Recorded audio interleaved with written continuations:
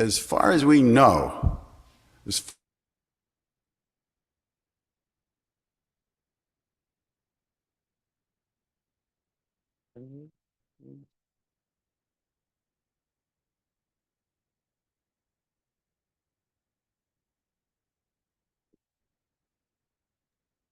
Okay, I'm Lori Grace, the director of. Am I heard? No, I know. I think I'm heard here. What? In the middle. Okay.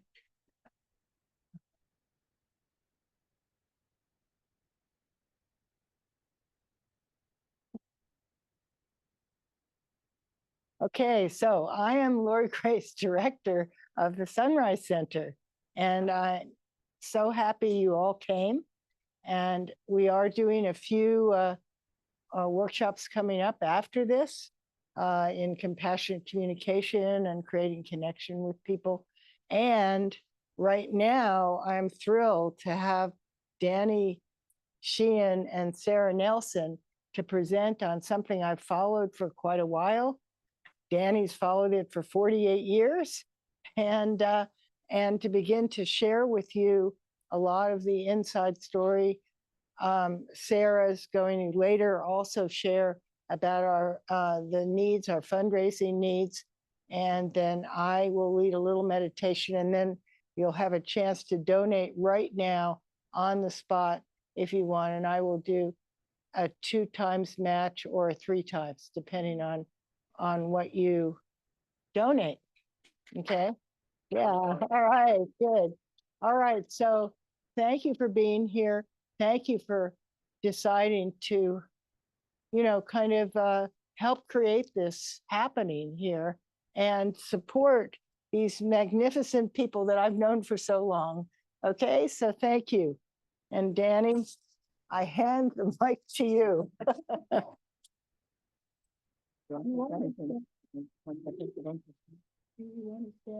Okay, let me just make sure your light's on. Let's do them. Okay. Let's get this in here. Okay, we're ready. There you are. There we go. Great. Terrific, you guys. Thank you for coming out. I wanted to get a chance to chat with you and a number of the different people that is being live streamed out into, is being zoomed to a handful of different organizations. But you're the in-house group of people to whom I'll be speaking directly. And I wanted to just give you an idea of what the issue is that we're dealing with here. You see that there's a focus here on the environmental threat that's going on. And there was a tangential reference also to the thermonuclear war threat that we're faced with right now. We all know that Russia is involved in the process right now of still continuing to bomb the Ukraine. That the Netanyahu government, which is opposed by a substantial percentage of their people in Israel, are bombing Gaza still. And there's now the Pakistan and India are confronting each other, both with nuclear weapons. These kind of threats, self-imposed by our own human family on ourselves, has been consistently confronting us with the threat of sort of major global potential catastrophes. And at the same time, there is this phenomenon going on right now that you've probably heard about, that sort of all of a sudden there's been a whole lot of activity going on in Washington, D.C. about the UFO issue, that there are people coming forward from deep inside the Pentagon and inside the intelligence community of our country and testifying to the Senate Intelligence Committee behind closed doors, and to a lesser extent testifying in public now over on the House side in front of the House Oversight Committee. And so I had been asked to come to the Conscious Living Expo here this past weekend to give everyone an update there on this particular issue. And there's a handful of people who were there. But what I want to do is I want to, for our group and for the people that are now on the live streaming, because that event was not live streamed, so that we want to be able to share with a much larger audience now the basic information that we were able to convey to just 100 people or so at that Conscious Living Expo. And so they asked me at that point to talk about the secret behind the scenes. Our organization, the Romero Institute, which is the 501c3 base for the New Paradigm Institute, dates all the way back to 1980 in Washington, D.C., when we founded the Christic Institute. That was a marriage, if you will, between the Jesuit National Headquarters, where I was general counsel, to the National Social Ministry Office, which is their public policy office, and the National Organization for Women, where Sara was the National Labor Secretary there under Karen DeCrow and Eleanor Smeal. And we came together back then to do the Karen Silkwood case that many of you may remember, where the young woman who was helping to organize a chapter of the Oil, Chemical, and Atomic Workers Union at the only nuclear spent fuel reprocessing plant in the world. And she discovered that they were missing 40 pounds of 98% pure bomb-grade plutonium. And she called the National Office of the Oil, Chemical, and Atomic Workers and told them that she had discovered this and was complaining about how sloppy the facility must be to be missing 40 pounds of 98% pure bomb-grade plutonium. Well, the New York Times people were contacted immediately because the Oil, Chemical, and Atomic Workers realized that you don't just go missing 40 pounds of this, maybe ounces, but not pounds. And so they decided they were going to send the New York Times reporter out to Oklahoma to interview her, and she was killed on the way to the meeting with him. And the documents were removed from the car. We got called in to do the investigation of her death and ended up winning a $10.5 million judgment against the Kerr-McGee Nuclear Corporation, ended up shutting down that facility, and ended up getting a series of court rulings that stopped the construction of private nuclear power plants in the United States all the way from 1979 up until the present. And so that we were asked to stay together after bringing together that kind of ad hoc team of people to do other cases. And we went immediately to 3 Mile Island. We were called into 3 Mile Island, where we did the litigation that stopped them from pumping the radioactive effluents that had escaped into the water, the cooling system of the 3 Mile Island facility, because of a partial meltdown in their core. And the Nuclear Regulatory Commission had already authorized them to pump all that water into the Susquehanna River. And we went in and stopped that, proving that there had been a meltdown and there were radioactive nuclides in the water. And that stopped what they estimate at probably 50,000 cases of cancer over the next decades. So we stopped that from happening and stopped that plant and had to just unload the fuel from that plant. And we kept on doing one case after another where we were disclosing the secrets, the secret of the death of Karen Silkwood, the secret of the fact that they were smuggling 98% pure bomb-grade plutonium out of that facility to bring nuclear materials to the state of Israel and to Iran for the construction of nuclear weapons. We then revealed the fact that there was actually a meltdown in the plant at 3 Mile Island. We went on case after case to do the major federal civil rights lawsuit against the Ku Klux Klan and the American Nazi Party down in Greensboro, North Carolina, which revealed the fact that they were in conspiracy with the police department there to allow the Klan and Nazis to come in and gun down labor organizers there in North Carolina at the textile mills. We've been doing these cases year after year.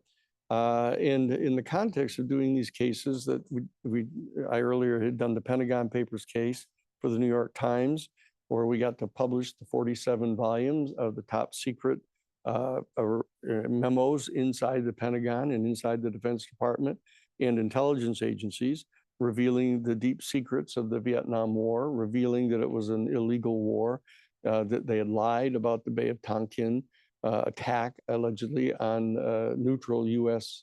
ships that just happened to be in the neighborhood, which were actually shelling the shorelines of North Vietnam. But we had been doing a number of these things, and because of that, we ended up being contacted. I'd been contacted earlier when President Carter was elected back in November of 1976.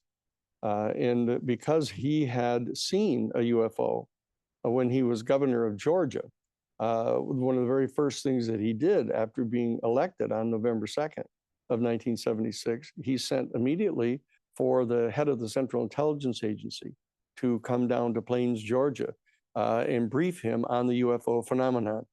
He wanted to know immediately what information we had about the UFO phenomenon and any potential extraterrestrial life form that was responsible for the UFO phenomenon. And in that case, the head of the CIA refused to give him the information, saying that as the elected president, he had no need to know that information. And it turns out that that particular CIA director was George H.W. Bush, who was the head of the Central Intelligence Agency at that time and went on to become the vice president of the United States under Ronald Reagan and then the president. And throughout that period, I was involved because I was contacted by the Library of Congress, the Congressional Research Service, at the request of President Carter, to undertake with them a major study of all the documentation that existed inside the government about the UFO phenomenon and about the extraterrestrial intelligence, to be able to provide this information to the new president, President Carter. And it was in that context that I was given access to the classified portion of Project Blue Book, which was a top secret investigation conducted by the United States Air Force into the UFO phenomenon, which was later transformed into basically a major cover-up, where they basically told the whole world, once they discovered that there was such an investigation, that there was no there, that there was no indication of any kind that that UFOs were real, that the overwhelming majority of these were just mistaken natural phenomenon of one sort or another. And they lied consciously about the program. And it became clear for those of us who were given access to the classified portion of Project Blue Book that they'd been consciously lying, not only to the American public, but to the Congress of the United States, that there was in fact a clandestine operation going on inside the new Central Intelligence Agency and the Defense Department, the military services, to actually explore and try to get possession of one or more UFOs.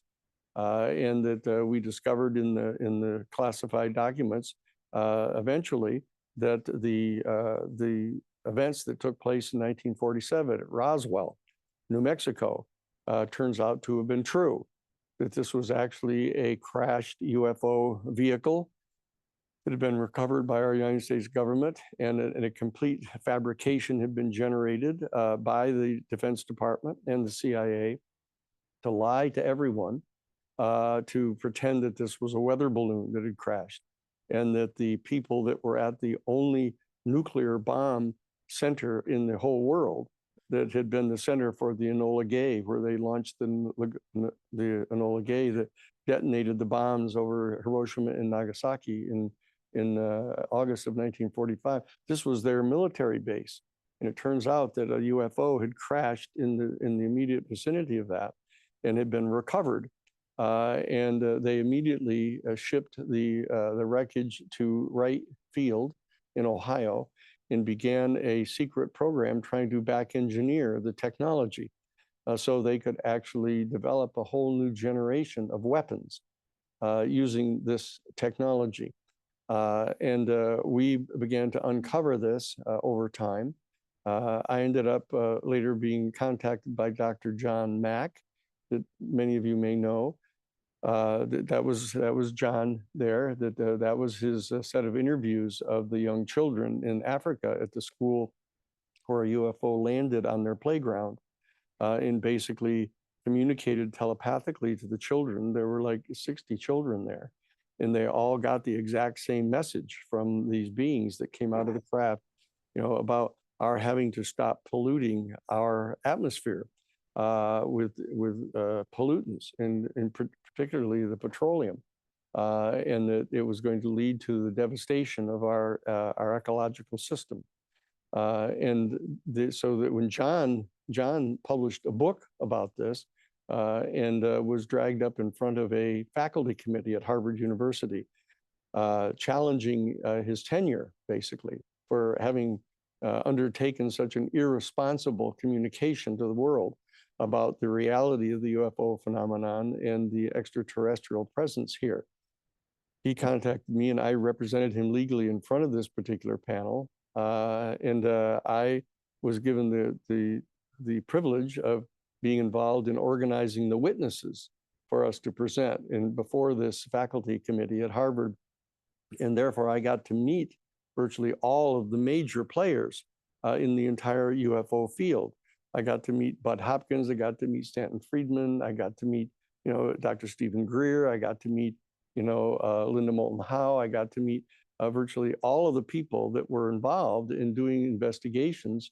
And that's how I began to become deeply involved in this whole program. So as we were through the Christic Institute originally, engaging in such litigations as the Iran-Contra case, for example, where we caught the CIA and the Defense Department smuggling weapons to the Contras in complete violation of the Boland Amendment that had been passed by the United States Congress, prohibiting them from doing that. That we're the ones that did the major investigation of them. We brought criminal charges against them under the Federal Criminal Racketeering Act. We brought the civil case down in Florida that ended up generating the appointment of the special prosecutor, Lawrence Walsh, and the major hearings in front of the Congress. So this has been our history down through the years in doing these kind of investigations to uncover these secrets.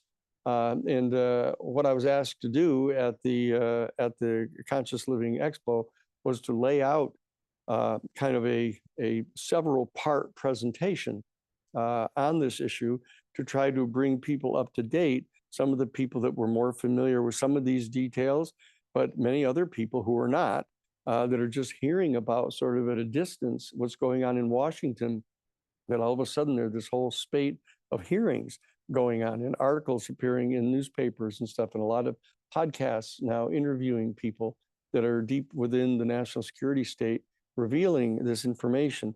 And so what I had done, what I want to do just briefly here this evening, primarily for the advantage of the people that are on the streaming, live streaming and the Zooms here now, give a bunch of information, and the people here can ask questions about it so that people can see what the normal kind of questions are that people would want to know about in light of the information. So what I want to do is I want to cover first, dealing with, what is the secret about the UFO phenomenon in this extraterrestrial civilization that is represented by these UFOs. And secondly, what are the steps that have been taken by our United States government in response to this reality?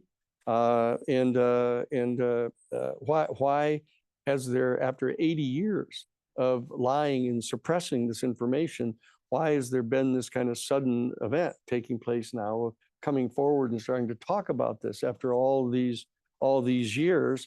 And what is the present status of this process, to be able to update everybody on what's going on in Washington and around the country on this right now, and what the likely outcome is going to be of this process, this so-called controlled disclosure process that is going on now, and what might be the ultimate impact of the revelation of the reality of the UFO phenomenon.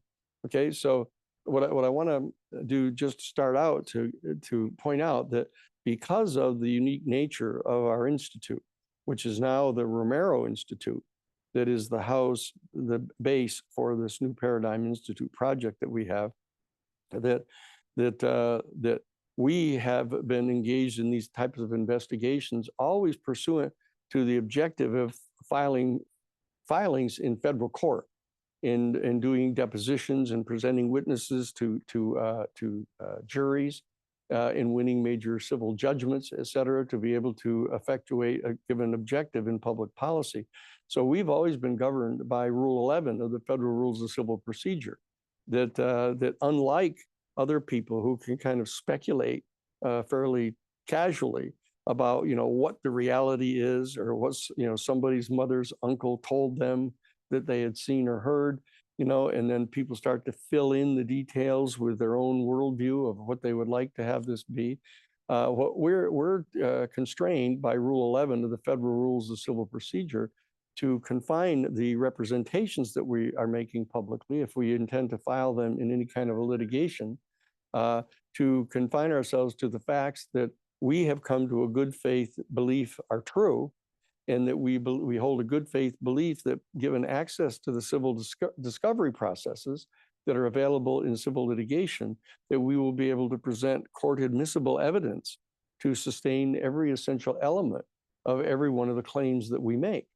And so this is a different standard than a lot of the other organizations and groups that come together and speculate about what's really happening here. And so that we are presenting a kind of a standard of reliability that we hope would help stabilize the community in response to all the data. And so that what we have come to believe as of this point is number one, that the UFO phenomenon is real, that this is not just a mistaken natural phenomena. That's not just, searchlights reflecting off clouds. It's not, flocks of birds that have been misidentified, and it's certainly not swamp gas, as some of them have asserted in the past. These are real. These are actual vehicles they're traveling in these extraordinary ways where they come down from 80,000 feet, which is technically outer space.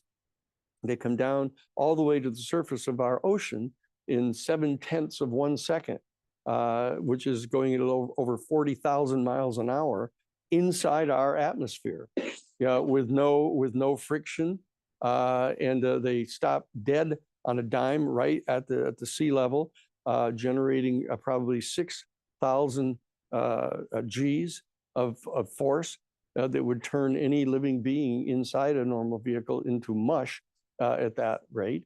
But then they just go underwater with no splash of any kind, and they go underwater and proceed at over 200 miles an hour under the water. And these are being monitored now. There was an entire aircraft carrier battle group deployed down off Baja, where there was a site between Baja and Guadalupe Island, an exact point of longitude and latitude down to the minute and second, where they've registered over 100 of these UFOs coming and going from this particular spot, and that they suspect that there may well be a major base under the ocean, under the Pacific Ocean, because at that particular site, there's an extraordinarily large mountain range under the sea, which has deep valleys, and that in one of these valleys, there may be a major base that the UFOs have operational. And it's way deeper than any of our submarines can go, and deeper than any of the kind of underwater vehicles can go to try to track. Now, so this reality of the phenomenon is the first of all important things to come to understand, that these are real. These are not imaginary. People who believe that they've seen UFOs functioning like this, going 40,000 miles an hour inside our atmosphere and turning on a direct 90-degree angle, coming out of a turn like that at that kind of speed. that these are real. And the fact is that they are being piloted by a non-human species that is here, and that we have in fact recovered one or more, actually 9 of these vehicles at least. We have them in our possession. They have been able to start looking at the technology of these craft. They've recovered bodies from these craft that they've now tested and through DNA have shown that they are non-human beings. There are some 6 of these particular species that they have identified. There are the little 3.5 feet tall, large head with large almond eyes and little holes for nose and 3 fingers, the arms that kind of are down a little bit longer than their knees, et cetera. And then there is a second species, which is almost 6 feet tall, that is just like that. The same kind of large head and large eyes and same appendages, et cetera. There is, in fact, a reptilian species, a separate species that is, 5.5 to 6 feet tall, humanoid, really quite benign, actually. But of course, reptiles have a particular reputation in our species. People get the kind of willies about reptiles. And so people had been projecting onto these beings kind of a negative press, as it were. But that certain people that we have talked to that have had direct face-to-face encounters with some of these reptilian beings and find them to be extraordinarily benign and very intelligent, extremely smart. And harmless, there's no record of them having done anything bad, the reptilian species. And then there's another species that is like 7 feet tall.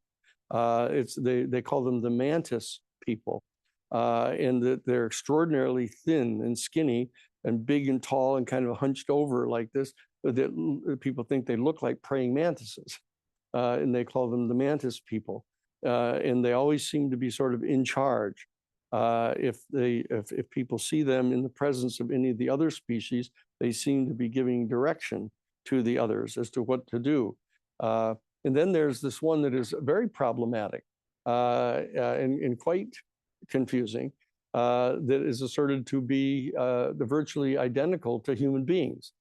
And this is presumed by many of the reports to be a species that comes from the Pleiades, a particular constellation of 7 stars that you can track from Orion's belt. And you just look off to the right of Orion's belt and you'll see a constellation of these 7 little stars that are all together. And this is the Pleiades constellation. And a number of people, Billy Myers and others, have asserted that they have had face-to-face encounters with beings that look virtually identical to us. Our institute has taken no position on that because that puts us into an entirely other octave of reality, of trying to determine what the relationship may be between us as a species and this other group that are reported to be Homo sapien, basically. So we haven't taken any position on this, but we have acknowledged that there are extraterrestrial species that are coming and going here to our planet, and that we, our United States intelligence community and our Defense Department are in possession of the bodies of a number of these beings that have been tested and have been confirmed to be non-human. And very, very troublingly, there is now overwhelming evidence that has convinced us at the Institute, even pursuant to Rule 11, that some number of these species, usually the little short ETs and the big tall grays that they refer to, are engaged in a program of abducting individual human beings, sometimes entire families at a given time, and taking them into custody and subjecting them to major physical examinations, and then wiping their minds so that they don't remember these things, except under later either holotropic breathing exercises or various forms of hypnosis, being able to recall these experiences that they've had. But additionally, there are a series of very credible reports that female human beings, some female human beings, have been subjected to abduction, and the involuntary, though unconscious at the time, removal of female egg cells, and that these egg cells, female egg cells, have been gene spliced together with the genetic material from one of these species, and then reimplanted in the womb of the women, and so that the women then find themselves to be pregnant, even though they've had no relations with the man for ages, and they find themselves to be pregnant, and they confirm that. They go to the doctors and are confirmed that they're pregnant, and they carry the fertilized zygote through the entire first trimester, and then they're abducted again. And that they end up, after being abducted again, discovering that they're no longer pregnant. And so that there's a very clear pattern of information and evidence indicating that the fertilized zygote of the young baby is being removed and brought to term ex utero. And so that there is a program of hybridization going on.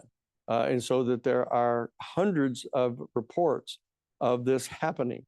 And so that this is a set of factual information that our institute, based on all of our years, 50 years of doing professional investigations, have, to our satisfaction, confirmed to be going on. Okay, so the question arises, and also that one of the other pieces of information is that there are hundreds and hundreds of completely credible reports that the people who are being abducted and subjected to these physical examinations, are having telepathic communication with these extraterrestrial beings.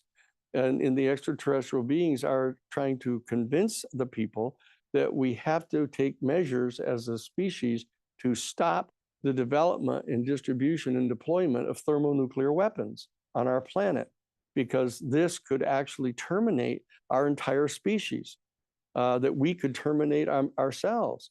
And in addition, we can terminate thousands and thousands of other species on our planet. Indeed, virtually all other living forms on our planet.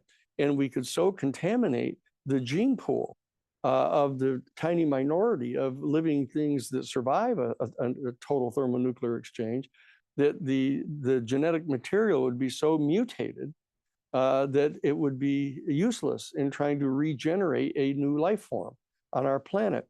And that we have come at the New Paradigm Institute to sort of the operational thesis that what's happening here is that these extraterrestrial species are finding the genetic material on our planet, the various flora and fauna on our planet, to be an extraordinarily valuable resource for our galaxy, because the Earth and a comparatively limited number of other planets are capable of actually gestating life. That out of the hundreds of billions, indeed trillions of planets now that we are aware of now in our galaxy alone, that it's a comparatively rare thing to find a planet that is gestating life. And for that reason, these extraterrestrial species are extraordinarily concerned about the fact that we, in our development as the Homo sapien species, have come up with this technology of thermonuclear weapons that can potentially terminate the development of life on our planet. And so that this message has been repeated over and over and over again. And when I was contacted by Dr. John Mack, when he was called up in front of this Harvard faculty committee and challenged for publishing a book about these encounters that people had had, that he turns out to be the fellow to whom the United States military was ordering officers who insisted upon filing reports about UFO encounters. The first thing that would happen is they'd be ordered to go get a psychiatric exam, which was a way of deterring any of the officers from filing these official reports.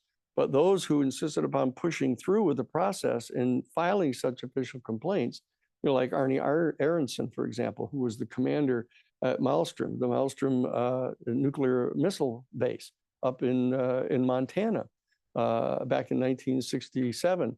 You know, when a UFO came over the Minuteman site and shut down all 10 of the individually wired Minuteman missiles, nuclear tipped missiles, and shut them all off. And Arnie Arnoldson insisted upon filing a report to NORAD about this and was ordered to get a psychiatric exam. And it turns out that they would send these people, some of them, to Harvard Medical School in Boston to have a psychiatric exam. And John Mack was the chairman of the Department of Clinical Psychiatry at Harvard Medical School. And so these people would come to him, and he would put them through the entire battery of tests on their psychological stability. And he said that, you know, after one after another, he found them to be within the normal parameters of psychological normalcy, yet they were all insisting upon these stories about the encounters that they had seen. And so John ended up deciding that, he said, this is either true that it's happening to them, or this is some really strange new psychological ailment that people have. And so he wrote an article that he submitted to the New England Journal of Medicine, the #1 peer-reviewed medical journal in the country. Now, he had written dozens of articles for peer-reviewed articles, and in fact was the winner of the Pulitzer Prize. That he won the Pulitzer Prize for publishing the definitive psychobiography of T.E. Lawrence of Arabia. And so he submitted this to them, and they sent it back to him and saying they weren't going to publish it. And so he said, well, I'll put some more footnotes in it. I'll do some more references. I'll make it much more technical and scientific. And he resubmitted it to them. And within 2 days, the executive secretary for Relman, Dr. Relman, who was the editor-in-chief of the New England Journal of Medicine, his executive secretary came to John's office and brought the envelope back and said that Dr. Relman wanted me to tell you that it's not been opened. We're not only not going to publish it, we're not even going to open it, and we're not going to read it. I mean, that's how things were back in 1994. And so John got upset, and he went to a publisher and got it published. And that's why he was dragged in front of this faculty committee at Harvard. And then he called me and asked me to legally represent him in front of the committee. And that's how I ended up having the privilege, as I pointed out earlier, of getting to go and interview all of these different people. And I became legal counsel for a thing he put together called the Project for Extraordinary Experience Research. And in that context, I got to interview dozens and dozens of people who had extraordinarily credible stories about having gone through this abduction experience and had these direct face-to-face encounters with these beings.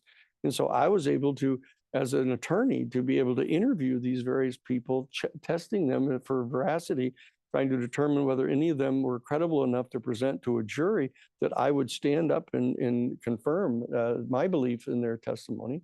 And so I was able to vet a number of these people to be prepared to present these people to Harvard University. And because of that activity, I was later contacted by Dr. Stephen Greer. And Dr. Greer put together a thing called the Disclosure Project, and he interviewed literally hundreds of people who had claimed to have had this kind of experience. And he brought me on to vet these people, to interview them and to test their veracity and to decide 24 people that we would present to the members of Congress, which we did in May of 2001. at the National Press Club. We actually presented 24 major witnesses, a lot of them from major U.S. government organizations, including a chief investigator for the Federal Aviation Agency, who testified at length about having radar readings of UFOs following major commercial craft around, and then having CIA people show up at his office in the Federal Aviation Agency and order him to turn over the copies of the radar readings so that they wouldn't have any more, but he made a copy of them and made them available to us at the Disclosure Project. So I served as legal counsel for the Disclosure Project with Dr. Stephen Greer for 20 years. Okay, and I was then contacted by Luis Elizondo, who was the director of the top secret program inside the Pentagon, who in 2007 was brought on to be the chief of security for an advanced weapons special access program inside the Pentagon, investigating the UFO technology and its potentials for being developed as a new weapons system for our U.S. military. And he was so taken aback by his discovery of what was really going on, of them engaging in this project of trying to gather together UFOs and back engineer them, that he ended up founding a thing called the Advanced Aerospace Threat Identification Program inside the Pentagon. And he ended up feeling compelled, along with the Deputy Assistant Secretary of Defense for Intelligence, Christopher Mellon, to come forward to the New York Times and provide the famous videos now, the so-called Tic Tac videos that you probably have seen. These are our F-18 Super Hornet gun camera videos of UFOs right up close, and you can see them functioning, and brought them to the New York Times.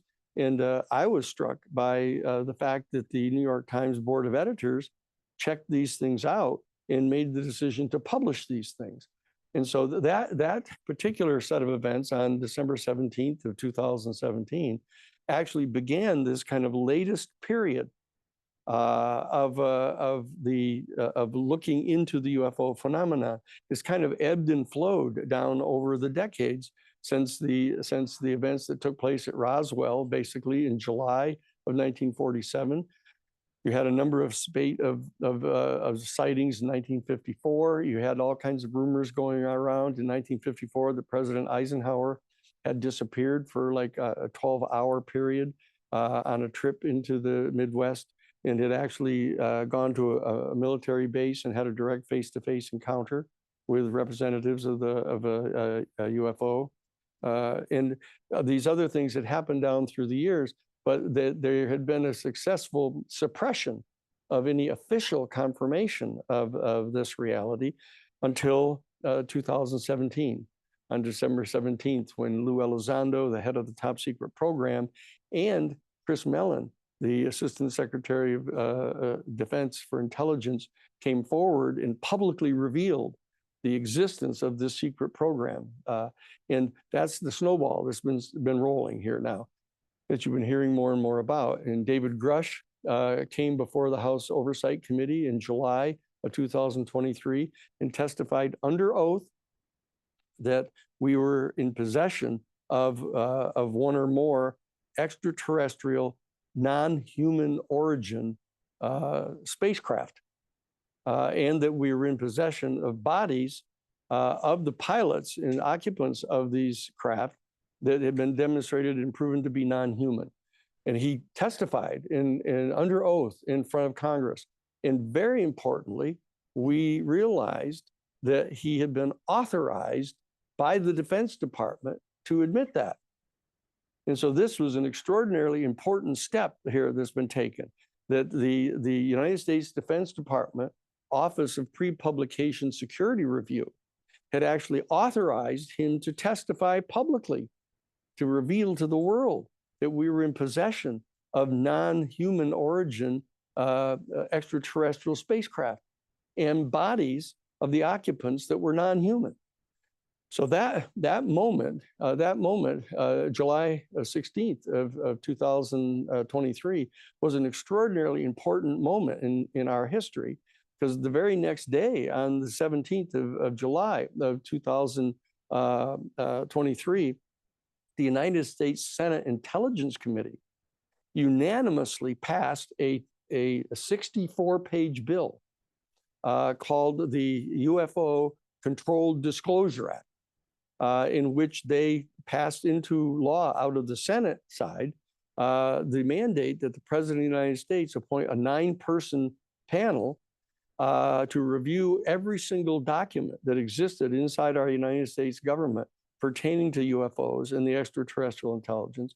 And that bill ordered all 6 of our United States military services, all 18 of our United States intelligence agencies, and all 32 of our United States Defense Department agencies, and all of the private aerospace corporations that may have been put into possession of any of these materials to try to examine them on behalf of the United States government. They were ordered to gather all of that information together and turn it over to the United States National Archives. Now that was an extraordinarily important moment that happened in 2023, and it went over to the House side, and it turns out that the person who was the chairman of the House Intelligence Committee, a fellow named Michael Turner, from the 10th Congressional District in Ohio, which turned out to be the home base for the Wright-Patterson Air Force Base, which is where the craft was taken from Roswell and put there. And that's where it was one of the centers from which they've been trying to back engineer this stuff. And so he ended up being sent basically by the Aerospace Corporation to keep this secret. And he stuck his thumb in this thing to stop the bill from getting passed. But we passed 23 pages of it, of the 64, and we got an order commanding all of those agencies to gather together all the information about UFOs and the ET experience, everything that they've ever come into possession of since January 1st of 1945. And so that's the present state of the law. That was passed. That 23 pages of the 64-page bill have been passed, and they are now under orders to gather all of this together and stand by to turn it over to the National Archives as of October of this year. Okay? So the reason that I wanted to come and talk with you tonight, and to the other folks that are listening here, is to know that that's happening right now. That these military services and intelligence agencies and Defense Department agencies are under active orders from the United States Congress at the present moment to turn over this information to the National Archives this coming October. Okay, and so that you ought to mark that in your calendar because they're going to fight back and resist this. And what we have to do is we have to mobilize our people around the country to write to their individual members of the House of Representatives and write to their United States senators and demand that they do this.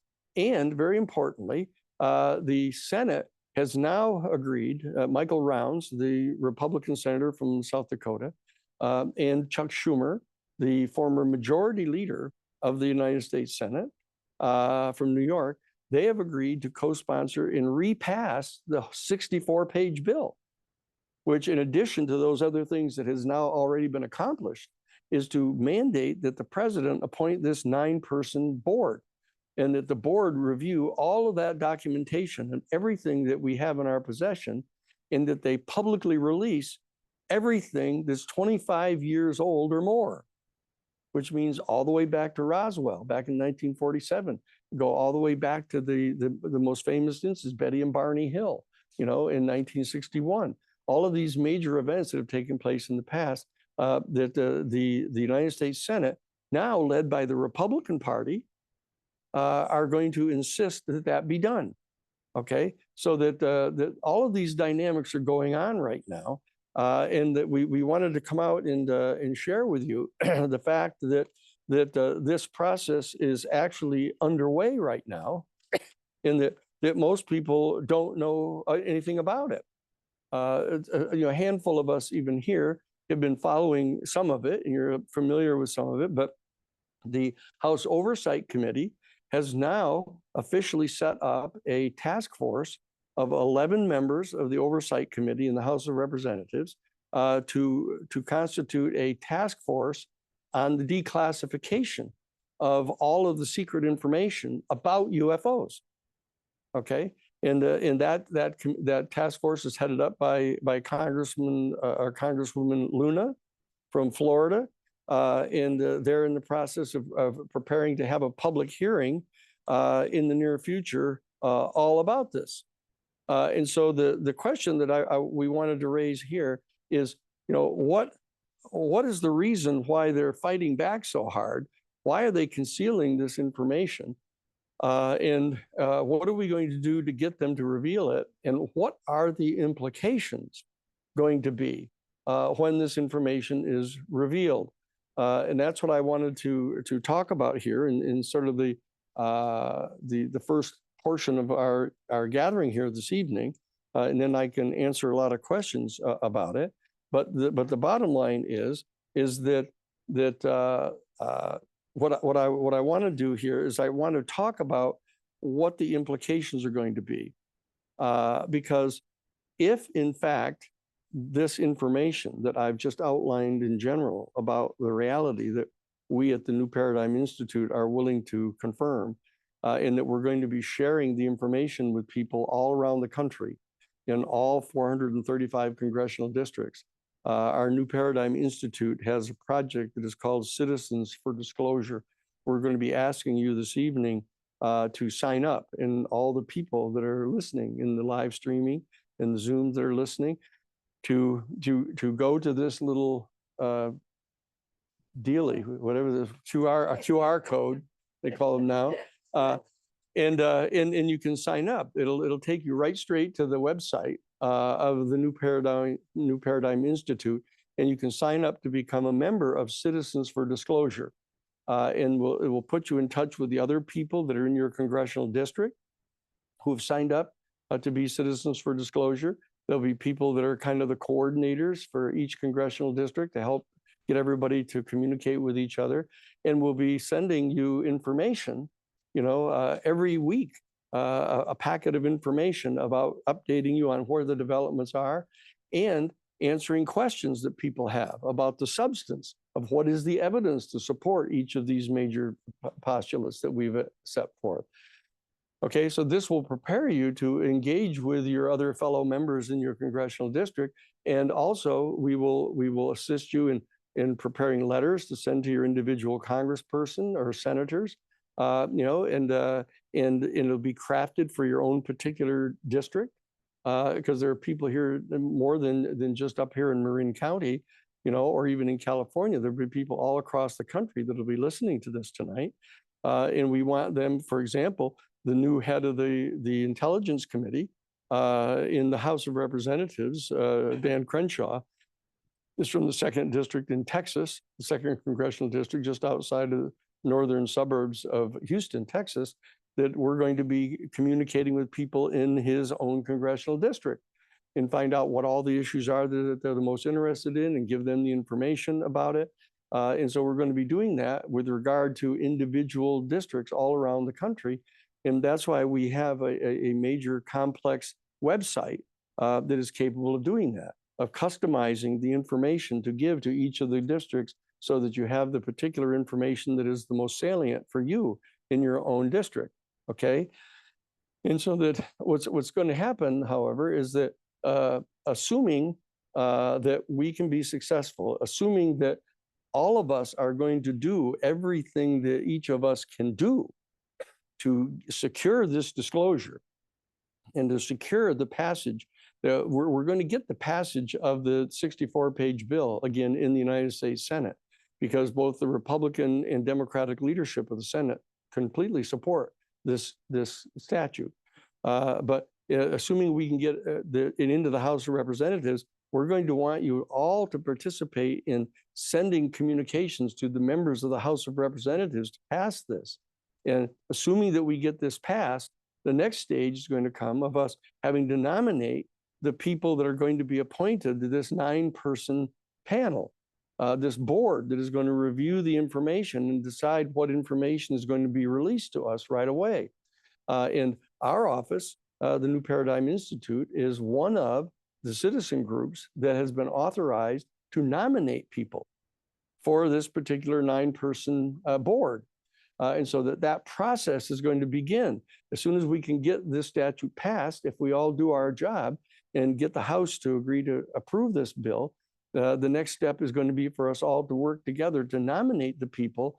They have to have certain qualifications that are in the Senate bill. That one of them has to have, Defense Department experience. One has to have Intelligence Department experience.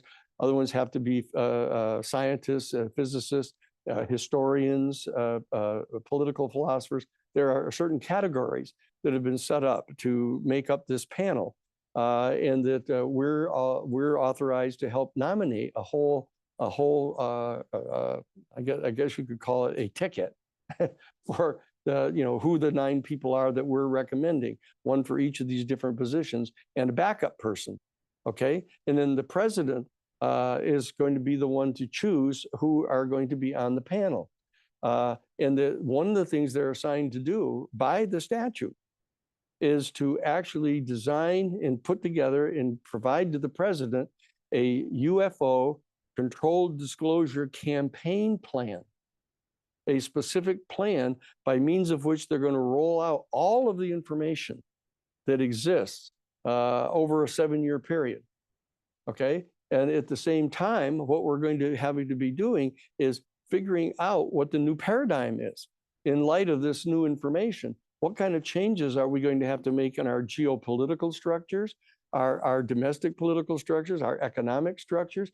I mean, if we're going to be provided a source of energy that is the craft to do what this craft has been seen to do, to come down from 80,000 feet and stop on a dime and go into the water and travel 200 miles an hour, that these activities, they would require as much energy in that single movement of all of the nuclear power stations in the entire United States for a year.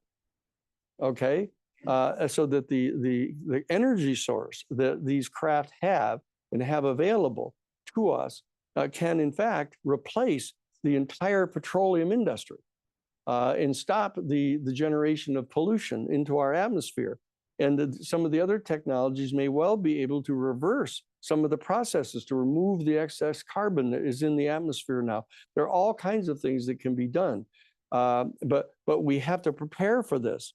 And the problem is that virtually nobody is preparing for what to do because the government is so busy saying there's no such thing. And so that we know there's such a thing. And so we're out ahead of the power curve. And so what we've done is set up this institute to be able to reach out directly to our citizenry and start to participate in the decision-making that is going to be necessary to know how to amend all of our major institutions of our human family to respond to the download of information that we're going to be able to get from these other beings. Because it's important to remember, our star is 4.5 billion years old. But the entire universe is 13.78 billion years old. So our planet is only 3.7 billion years old. So what it means is that there are other civilizations inside our galaxy that are probably as much as 6 or 7 billion years older than we are, which means that they may have had 6 or 7 billion years to continue to explore these fundamental questions that we as a human species have been exploring for the last 10,000 years. The questions of how our physical material universe came into being. What is the relationship between the material universe and consciousness? Is consciousness a function of the interaction between mass and energy that generates our consciousness out of this sum total of mass and energy that make up our bodies? Or did consciousness pre-exist and actually enfold the material universe into being out of condensed units of consciousness? That what is the teleological endgame of our unfolding universe? Are we going to disintegrate into no thingness? Or are we going to then recollapse down into a single point and then have another another Big Bang explosion and have an oscillating universe? These are fundamental questions of cosmology and consciousness that we've been exploring in the realm of not only philosophy, but theology, for all of these many decades. And so that we're at the very brink of potentially getting virtually definitive answers to some of these profound questions. And the question then, does that mean that we have to just believe whatever it is they tell us? And that we just become completely subjugated to whatever their view of reality is and their determination as to what place we play, in the hierarchy of beings in the universe? Or are we going to be able to preserve some degree of our own agency, the exercise of our own free will as a species? These are all profound and fundamental questions that are not being addressed at the present time, because our national security state has taken it upon themselves to keep this information secret and to maintain an active kinetic program to lie and cheat and steal and kill in some instances, to keep this information secret so they can get patents in these large aerospace corporations to own this technology. And so that this sinful structure that we have of a national security state that is in league with major private profit-making corporations are attempting to monopolize this information and keep it secret so that we as the human family can't participate in trying to figure out what the principles are and the values are that we want to have preserved in our relationship with the extraterrestrial civilization. But that's what we're doing at the New Paradigm Institute. And that we're hoping that because of the credibility that we've established over the last 50 years of doing case after case after case after case, improving in court what it is that we're asserting, that we want our people to have confidence in us, and we want to be able to have the organizational structures to be able to confirm the information and get it out to everybody, to answer everybody's questions, to provide the kind of information you need to back up what we're saying, so that when you contact your rest of your family members who think you're crazy anyhow already for even coming to places like this, right? You can say, look, let me show you why we're telling you the truth about some of these things. These issues of consciousness, these issues of the environment, these issues of UFOs being real, that these are things that you want to be able to persuade your friends and neighbors to be true, because we have to do this right now. Because if we don't do this, and they continue to succeed in keeping this secret, they are engaged in a program right now of developing a technology to shoot down UFOs, to actually shoot down UFOs and take them captive, and basically be engaged in acts of war, against an extraterrestrial civilization that has technologies that are advanced of us, billions of years in advance of us. And because of their blinders on, because of the assignment that they've been given inside the military and the intelligence community, they are engaged in destroying this extraordinarily important opportunity that we have as a human family to become citizens of a galaxy and to journey to the stars and to be able to explore and gain the benefits of extraordinary new levels of technology. Okay. And so that's the nature of the task that we have at hand. And that's why I wanted to come together here with you tonight and just share some of this information about the kind of steps that need to be taken. We're going to have to determine how to amend not only our economic structures on our planet to absorb the new technology, but we're going to have to modify our political structures and geopolitical structures, and our theological institutions, that are rooted in premises that were actually put into place like almost 2,000 years ago. I mean, the premises of the Catholic Christian Church, for example, were set basically in the Council of Trent, that don't allow women to be priests and supported slavery and everything else. That we have some fairly primitive principles operational. And so we're also going to have to be very active with regard to various religious denominations for them to start disclosing things that they've known about, that they know about the capacities that our human family has, for potential levitation, for telepathy, for precognition. There's all kinds of different faculties, talents that are referred to in the Bible, of being able to speak telepathically in languages that each other understands. These are things that the religious institutions have suppressed in order to maintain their institutional authority over the masses of people. Both of these things are true. Government institutions and religious institutions have done this. Economic structures have done this to maintain the privilege of an elite percentage of the people over everyone else. What we need to do as a people is we need to rise up.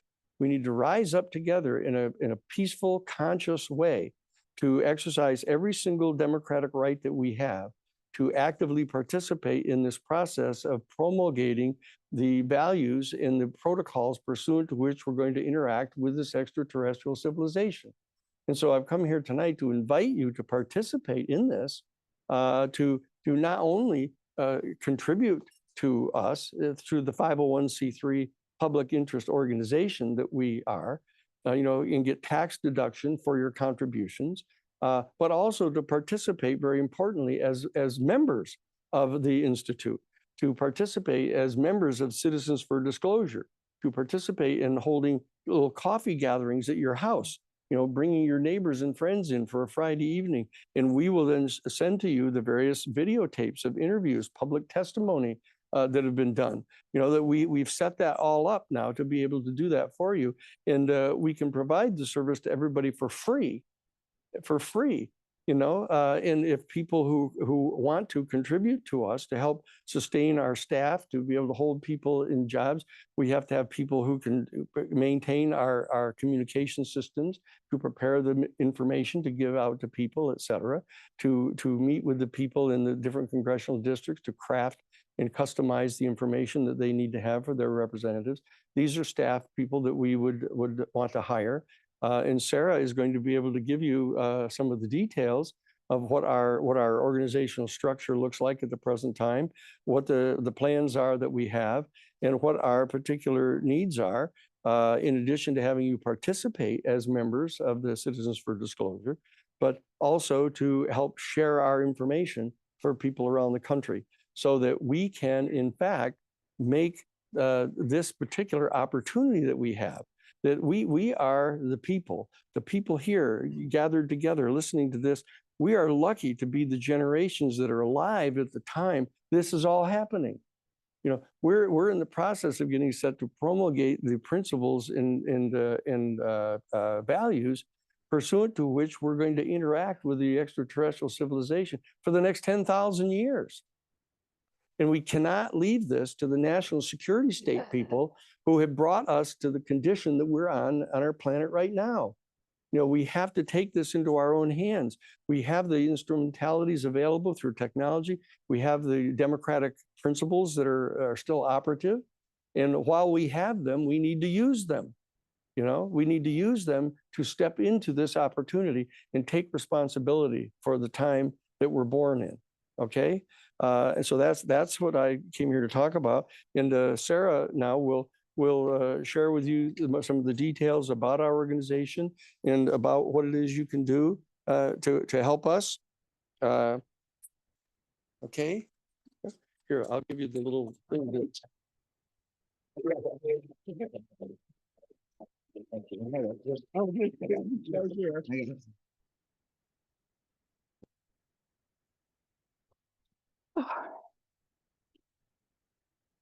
I just love it when Danny talks. I've worked with him for 48 years and I never stopped loving it. He's really clear, getting clearer and clearer about this. And I would just, as a general statement, say, for us, this is a sacred journey.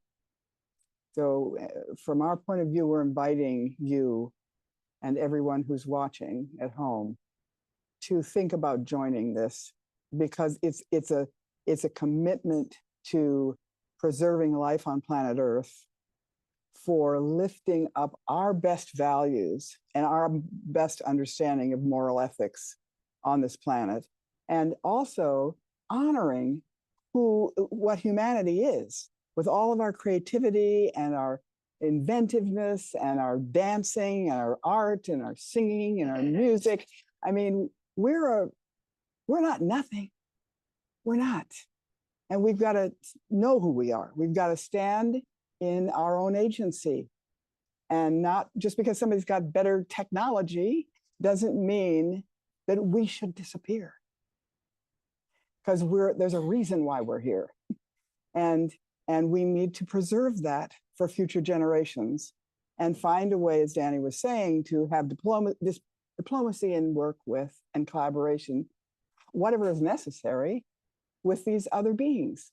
So nothing is going to be the same after disclosure.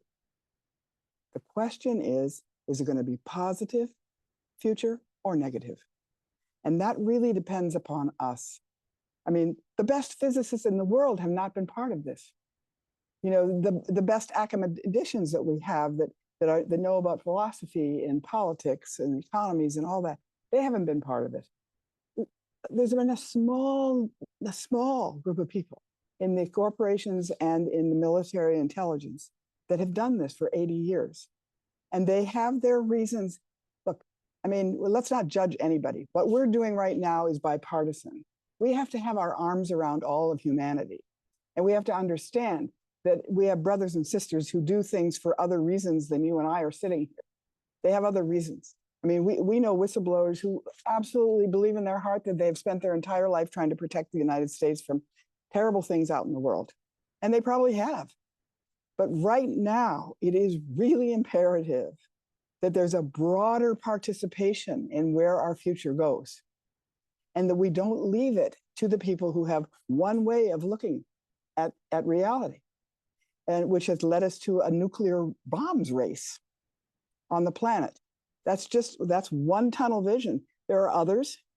We just have to hold it all now and think of what we can do while we're here in the short period of this life to make it better for the future. So I hope that you will decide to join us in different ways.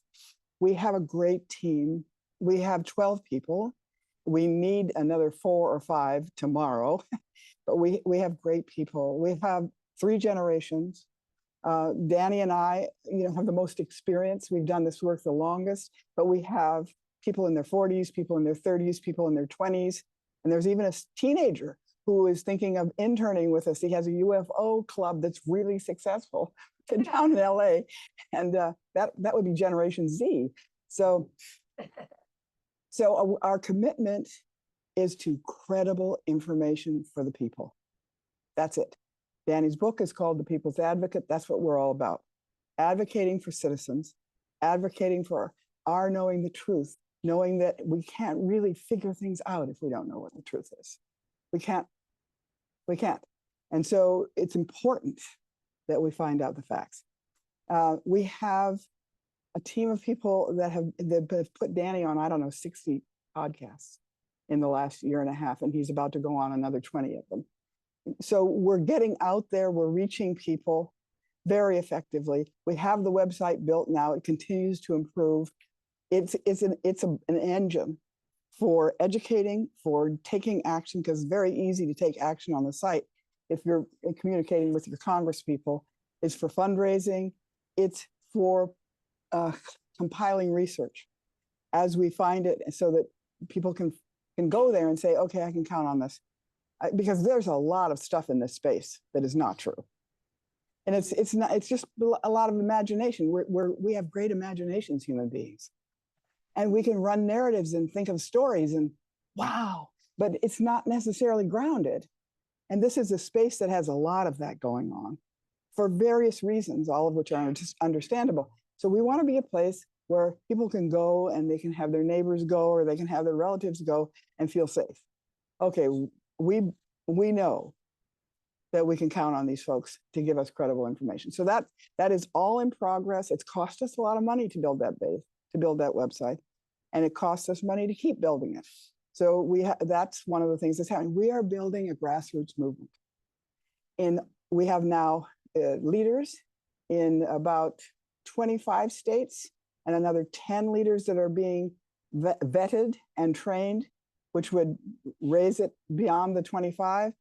We're going for 50 state coordinators. And some of those coordinators are two people or 3 people, depending on the size of the state, et cetera.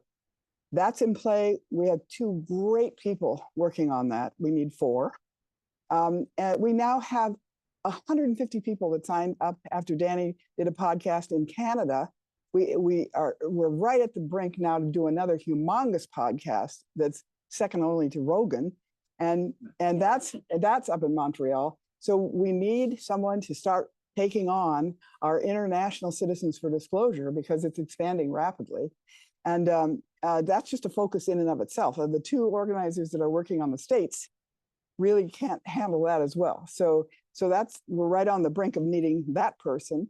We have identified a person who's both a lawyer and an investigator. We need to hire that person because Danny's working on the RICO lawsuit.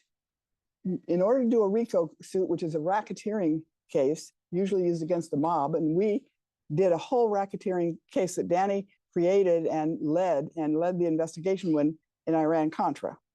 And Iran-Contra was very similar to this. Same kind of covert community, same kind of crimes, laced through everything they did. And we, because of this kind of format that I'm talking about, of how we work and the teams that we have, we exposed through the investigation that Danny led, all kinds of things that nobody knew about, that our covert community was doing in our name. And it was all manifesting around Oliver North. Constitutional violations, murder, illegal drug smuggling to support the covert operations, illegal gun running, all kinds of bank fraud and what have you. So we know the same kinds of things are involved here. Now, why would we do this? We're doing bipartisan. This is pretty dialectical, right? There's an enemy, or you're charging somebody with, but we're doing it because this is going to be an important tool for disclosure. Why? Because in this 80 years of cover-up, there are people who are very afraid they're going to go to jail for the rest of their life if all of this gets exposed. So they have their own personal reason why they want to keep this undisclosed. Because, for instance, with murder, there is no statute of limitations. So they, if that happened 20 years ago, they could still go to jail now. So they're afraid. That's part of what's going on here. And some of the whistleblowers that we work with, they want us to develop a RICO case because they want to put pressure on some of those people. The pressure would be, you are going into the complaint, your name and what you did, which takes a lot of work to figure out, your name and what you did. And it's going out publicly, it's going before judges, here we go. And that person then will try to get immunity by saying, I'll come and I'll speak, but I want immunity. So there's a dynamic that's going to happen. We've seen it before, we know how it works.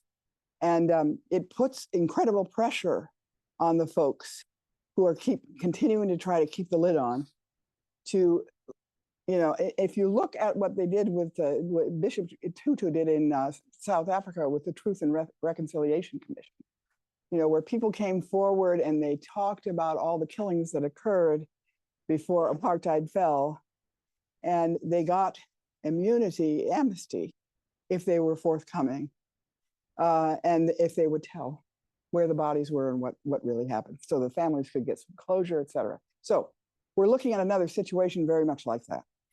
It's very hard to do a RICO case, really hard.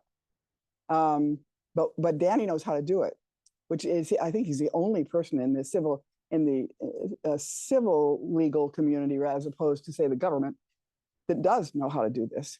And that is being developed. We need another lawyer to work with him that's experienced and intelligent and has the right kind of experience, and is another person who is doing it because it's a sacred journey, not because they want to make a lot of money, because none of us make a lot of money and we don't care. That's what we're working for, is the public, and our superior is God.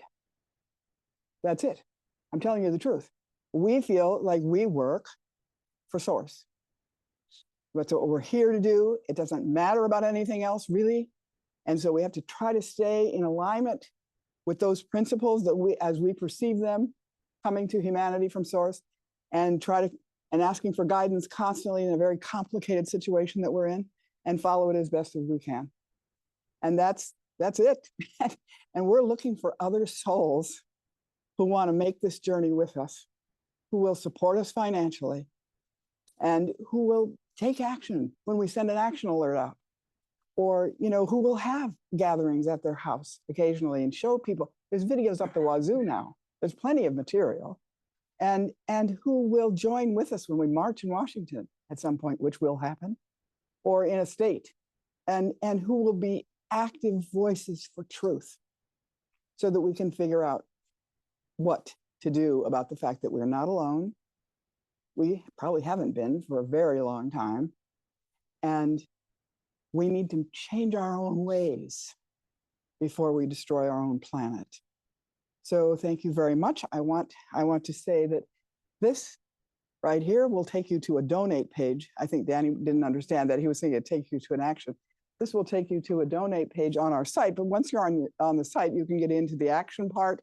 This is the site, and you'll see under work at the top, it'll have Citizens for Disclosure, it'll have educational stuff, it'll have action, it'll have donate, whatever.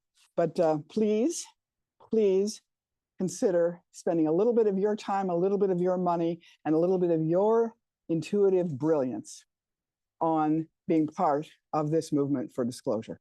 Thank you.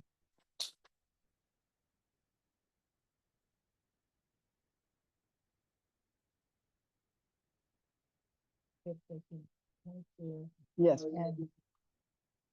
Yeah, let's do the questions. I think they want to ask questions. Yeah.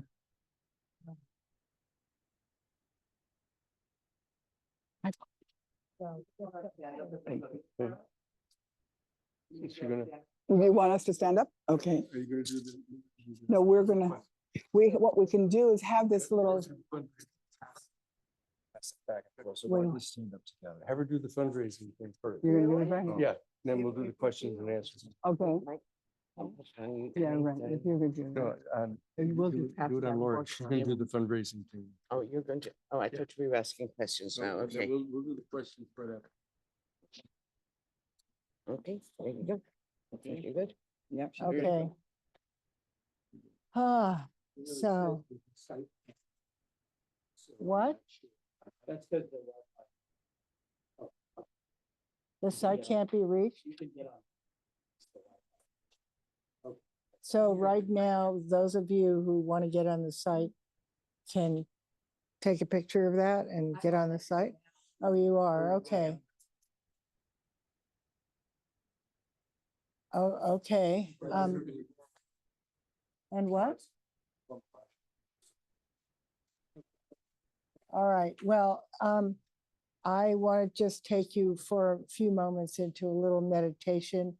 And I also want to say how inspired I feel by your positive vision. And I get invitations to join the military projects. So they're real, what they're talking about.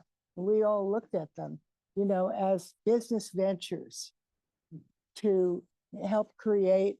And I tried to sign up as a spy, but they didn't follow up with me. Yeah, to create a weapon that will send a energy that will send a nuclear weapon to Russia in 2 minutes. So it's all this very, what I would call evil power play. And so I am inspired by your positive vision, your vision for helping our planet that's seriously in trouble, your vision for democratizing information, and your commitment to helping to protect people who get involved, as well as yourself, and to make a difference on this planet. And that each one of you, with some donation, not only do you get some information right away in the newsletter, and you can continue with more donations, but also that right here, right now, you can make a difference right here, right now, and I will be matching it by 2 to 3 times. So we'll see what we generate. So I want to invite you now to just close your eyes for a moment, breathe and relax, and tune into that place in you, that that soul spirit within you, like a core of light and love within you, and radiating down your arms and your legs, and begin to recognize yourself as a broader being that you are, as a being of the universe right here, right now, and that you are possibly called to help support both financially and energetically this possibility to transform our planet and to take it away from the possible harms that we're having. So just breathe with that and see what it speaks to you, what speaks to you in terms of what right here, right now you want to donate. And we're going to allow you a little time to think about that, just and to feel into it, put it that way. And we invite you, and those of you who are on Zoom, we invite you as well. You know, let's bring it all together. We'll answer some questions shortly, but you know, see what is your commitment as a citizen of our planet, of our universe, as a possibility to transform. So having said that and tuning into yourself, see what speaks to you, see what your soul says, okay? And we'll just let it be quiet for a few minutes.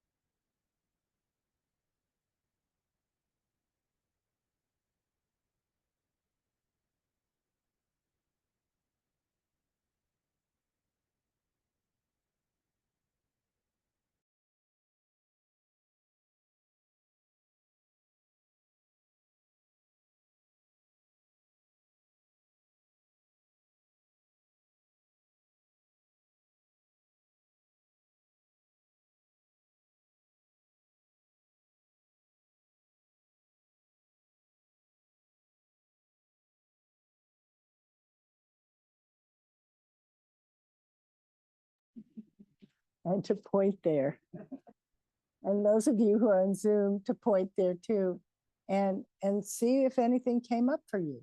And then donate. And I promise to match it 2 to 3 times, okay? And to see what you want to do. Thank you, thank you, thank you, thank you, thank you. Thank you to all of those on Zoom too. Thank you. Yeah. Okay. Great, thank you, Jan. So let's take a moment or two for you to pick up your phones and do this so we know what is happening right here, right now. Thank you. Why don't we just let them do that for a few minutes?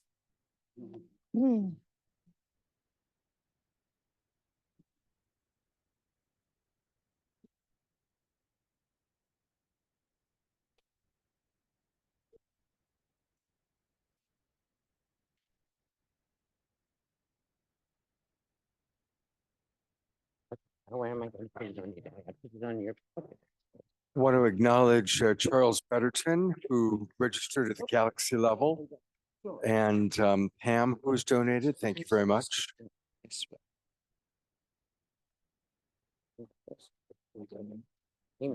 Yeah.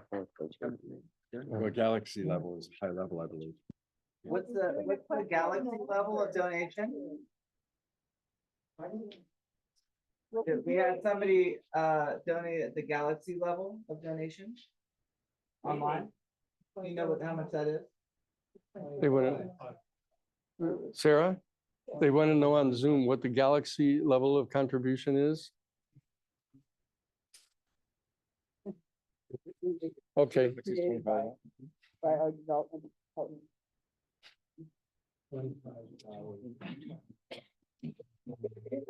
There's 5 levels. And depending on how much you're giving monthly, those are the membership things. And the membership meeting that you're giving monthly. And it starts at $5 a month and it goes, all the way up to $1,000 a month or even more. Some people are able to do that, but most of them. In front of the podium, the camera over there. So on the site, it will tell you the different levels. Membership if you want to do that. The other thing is you can just get single donation. The other thing is if you're not donating, you can join Citizens for Disclosure and take action. We communicate with people twice a week. So twice a week we are sending out information from email to everybody who's on our list. Sorry.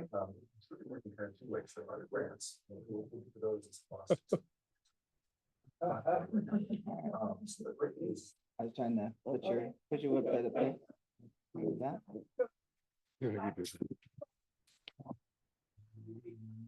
Kind of Citizens for Disclosure, you get all the action work. You can contribute and help make this thing go. So there's various ways to participate. But did that answer? I'm sorry. And what you contribute today, is what I would do tonight. Yes, yes, yes. Right. And for those of you who Sorry, might Tanya, want to scroll hear to you. the right check, We can't hear them. this is contribution form and the envelope. Okay. Did everybody hear what I just said? Okay, good. Yeah. Well, I'm just saying that there are 3 different ways to begin to work with us. Okay, because otherwise it's not right. Okay. Okay. There are 3 different ways to begin to work with us. And that is 1, you can join Citizens for Disclosure and be getting all of our action alerts and start working with people in your local community who are also part of Citizens for Disclosure. We're going to be in all 50 states and we're going to be in all 435 congressional districts over a period of probably a year. It'll probably take us a couple of years to get there, but we're doing it every month. It's more every month. Secondly, you can just sign up for the newsletter and you'll be getting all of our information twice a week. And thirdly, you can contribute and help make this happen so that we can expand our staff and expand our capacity. I would just say one more thing, about this is it's very clear to us based on our experience, but also based on what we're seeing in Washington, D.C. Because Danny and this wonderful guy, Kevin, who's our congressional liaison and our press person, they're meeting with congressional staff all the time. They're educating the staff and educating the electeds. This isn't going to happen without citizen pressure. It's just not. Without the citizen mobilization and pressure, what'll happen is it'll probably go sideways, which has happened in the past. It starts to come undone, and then it gets sealed off, and then it goes sideways. I don't think they can put this back in the box this time, but with citizens' pressure, because the House of Representatives, they have to run every 2 years. So they have to listen to their voters, because in 2 years, they have to run again. And if their voters are telling them, we're interested in this, we want disclosure, we want the truth, we want to know what's going on, and you're responsible because you're our elected leader, and the Congress has been kept out of this for 80 years. They haven't been told what's going on. They have no oversight over the money. There's probably $1 trillion of our tax money that has been spent on this stuff, and our leaders know nothing about it, right? So we're saying to you as a voter, we're saying to them, we're electing you to office, but you got to figure out what's going on here and what it's costing, what's being done. Has anybody got agreements with these people, with these beings? And if so, what are those agreements and who's got them? We need to know. So that is it's a very, what we're hoping is when the August recess happens and everybody goes back to their towns and places where they come from, the elected leaders, that we'll have Citizens for Disclosure teams in their offices while they're home, bringing people in to say, hey, what are you doing about disclosure? And with information for our people will know what they're talking about, because we'll give them all the data that they need, the bullet points, the everything. So they feel comfortable going in and having those meetings. And the goal now is to have a lot of that going on in August. And our organizers that are working with the grassroots are building that power so that it'll be noticeable in August that our people are in there talking to them. So does pressure, do we send emails to you that get sent to a? oh no, the way it works, yeah. The website has a section. The website has a section that's called where we do calls to action. And the calls to action it's a thing that is set up, it's tech. And we do a letter, we write it, because our guys in DC that are tracking all this with the Congress, they write the call to action because they know what the problem is and where the pressure needs to be applied. So they write it, then we send out an alert to our people, go send the next call to action, here it is, and they go to the website and they push the button. That's all they have to do, really, is push the button, because they're already in our system. And then that letter goes to their 2 Congress people and to their senator automatically. And it's just, yeah, right. It's very sophisticated. It's the kind of thing that the Democrats and I guess the Republicans use to get things going in terms of their communications. So we wanted a system that would work in every single congressional district. We could target anywhere in the country. If somebody's a problem down in such and such county in Alabama, we can communicate with people in that county. And so that's the kind of capacity we're building. Wow, wonderful. Wow. So we have some time for. On you. Okay. Thanks, Michael. Oh, yeah. So Danny, you want to stand up? Sure.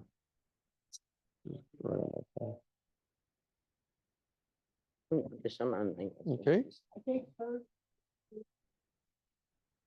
Time, if we look like we're gonna have. Yeah, we can go back and forth between in the room and then there. Okay, start right here. Dr. Greer, with whom he's associated, has talked about energy producing products that are at least potential. Right. Do any exist?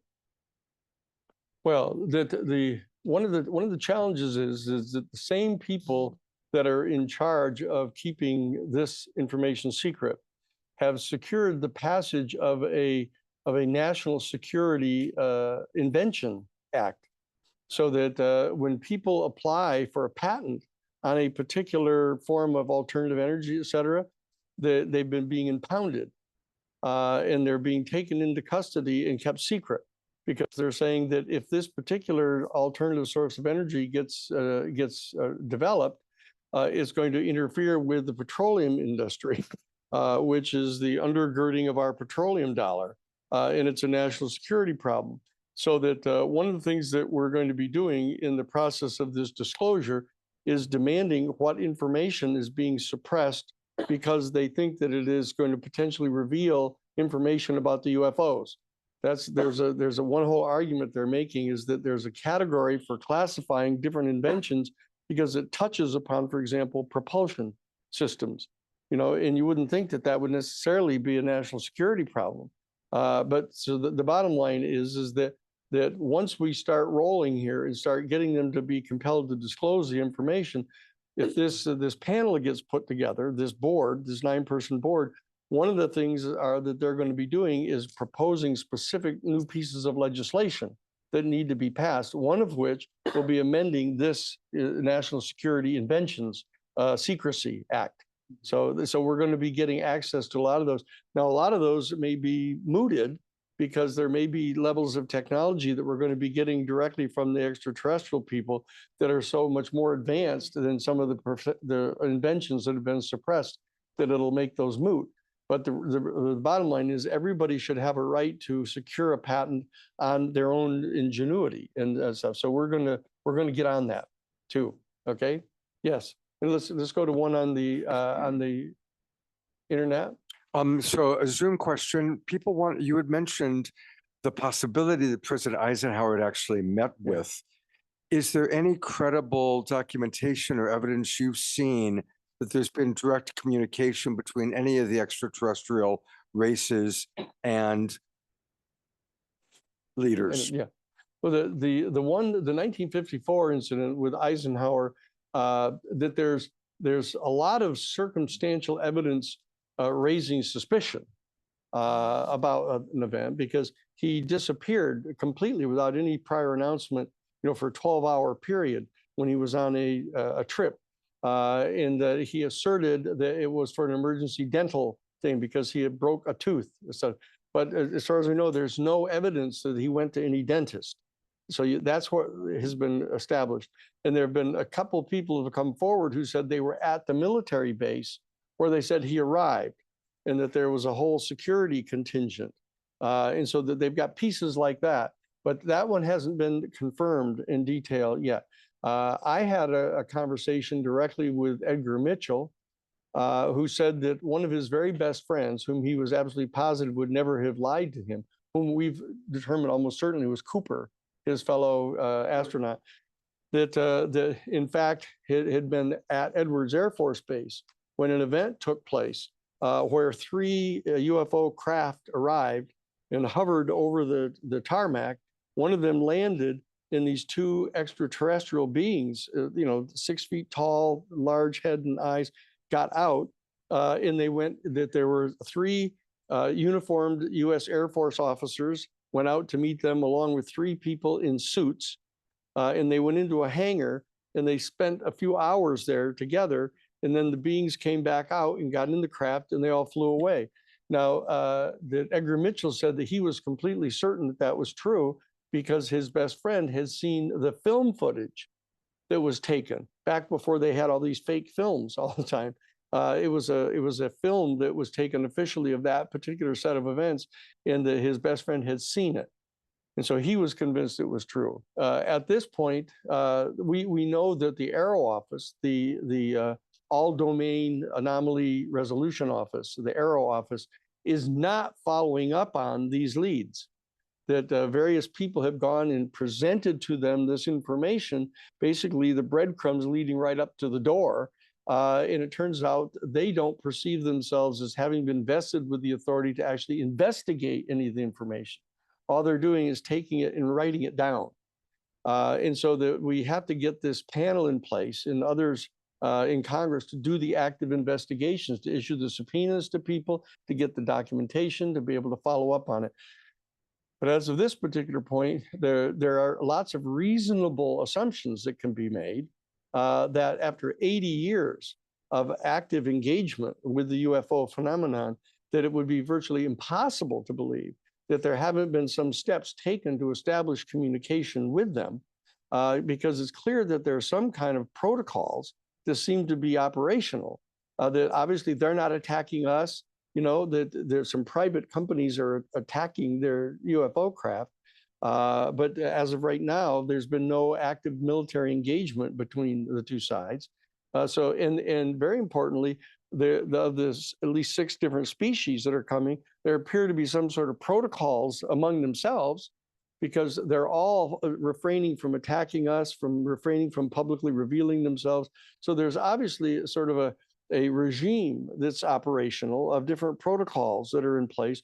We don't know yet that there's any formal treaty of any sort yet, but these are things that if you could get representatives in Congress that are doing their job, that it's their constitutional obligation to oversee this particular process, to not let national security state advocates be the one to control our international and intergalactic relations.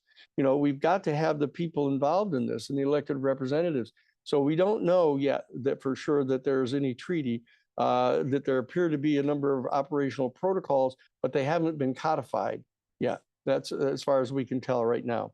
Yes. Yeah. Oh, okay. And I'll In- repeat it so we In can hear. choosing the committee of 9, like there's a Yeah. lot of chances to get somebody that's really biased, or they're going to like have a, like there's a final decision, like you said, the president of the Yes. United States, Yeah. but that you can put these people forward as your best picks, right? That's right. But who would make that final decision? I guess you're saying just one. It's the president. Oh, The boy. president, Okay. as of right now, the Congress of the United States is in the Senate is sort of capitulating to the executive branch under this bizarre doctrine that somehow the limited authority that's been granted to the president by the Constitution to have him or her be the commander in chief of the United States military in the event that they're called into service for the United States, that somehow the executive branch has extrapolated upon that to suggest that they're uniquely in charge of all foreign policy, which is ridiculous.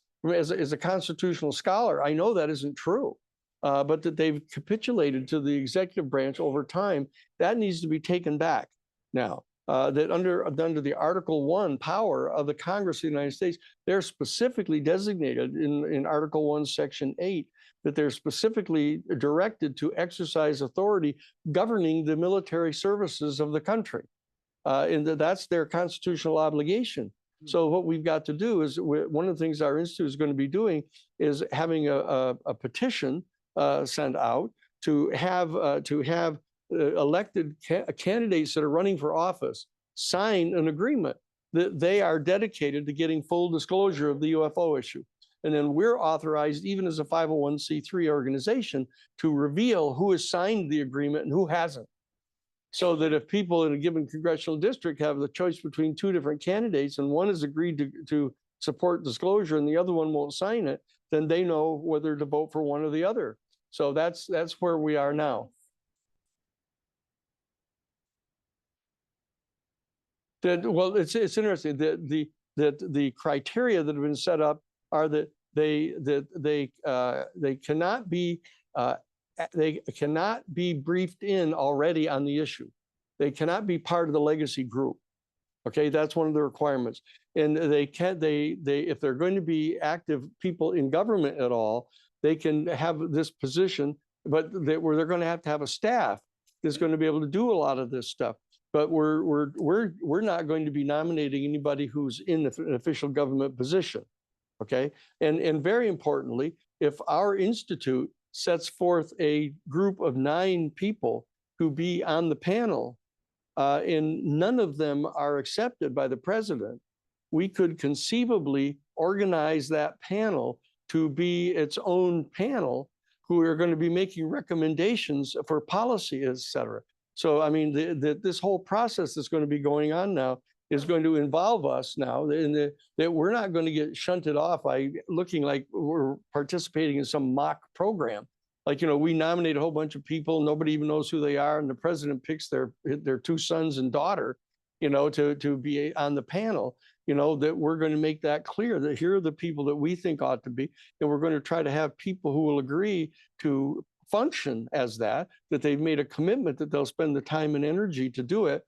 And if we can raise funds, for example, from the citizenry to say, we'll pay you what you would have been paid pursuant to the statute to serve in these positions, and you do the same thing. And that we'll put together the funds to give you a staff, and you'll hire the staff that you would have hired, so that there's basically citizens taking this under our control, okay? But that we're using the format that the Congress already agreed was a reasonable format, so they shouldn't be able to push back unless they kind of insist that they're just going to let the president do whatever he or she wants to do, which we cannot allow any longer.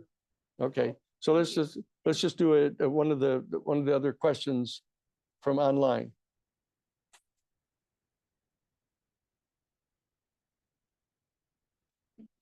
So there was a question about the ET species. You talked about how the one that seems to be the praying mantis seemed to be in charge. The mantis. Where did that come from? Like, where's the? Okay. Where the source of that is numerous interviews of different people in the field who have been abducted and have found themselves in a setting where more than one of the species are actually present at the time.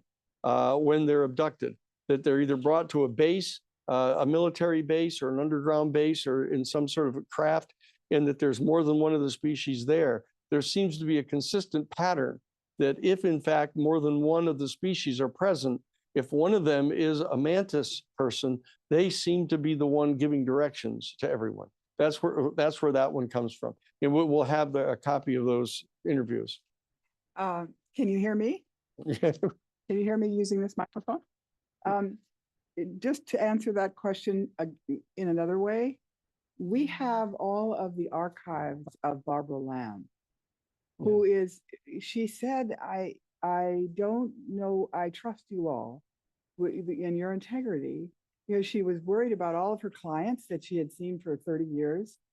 She was the first therapist ever to begin helping people who had been abducted and were traumatized by it.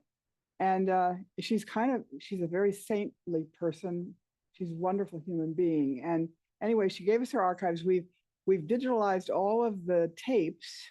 We're now starting to work on all the files. This is another project we could use some help for. And but I just want to say, she told me, and I trust her, she would not make this up.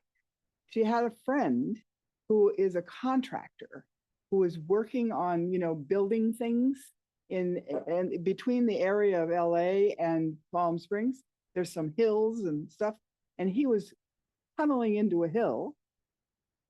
And as he tunneled in, he realized there was a hallway in there. So he went down the hallway inside this hill and turned the corner, and there was a room with different ETs in it, different species. And he told his friend, who was a person who worked in the social services in Los Angeles, and asked her if she wanted to go there, and he took her there. Alive or dead? Alive. They're all alive. They were all alive. Yeah. And he took her with him to go down the same tunnel, went around the corner into this room. There these different ETs were, and over there in the corner was a mantis. Person. A mantis being. A mantis being. A mantis man. and it was lavender color, and it was all really tall. And the thing that's so interesting is that the instant that they saw one another, they knew they had known one another before. And there was a deep love that this woman and this mantis had. Mantis being. Very, very deep. And so, they embraced and stuff. But that's the story I remember that has to do with the mantis. And I am certain that Barbara Lamb is telling the truth. Okay. So, let's have a couple more questions. We don't want to lose everybody. Yes. 7 rumors as a significant. These are all. This is one of the kind of major speculations that's running around now, is that because the people have been so puzzled about what the big deal is that's going on now. Why is everybody coming forward? Why is the Defense Department authorizing some of these people to talk? Why is it that they think that it's important to get some of this information out? What's getting ready to happen? Why is this such a big rush to get this done? And so people have started speculating. You're kind of filling in the answer to that.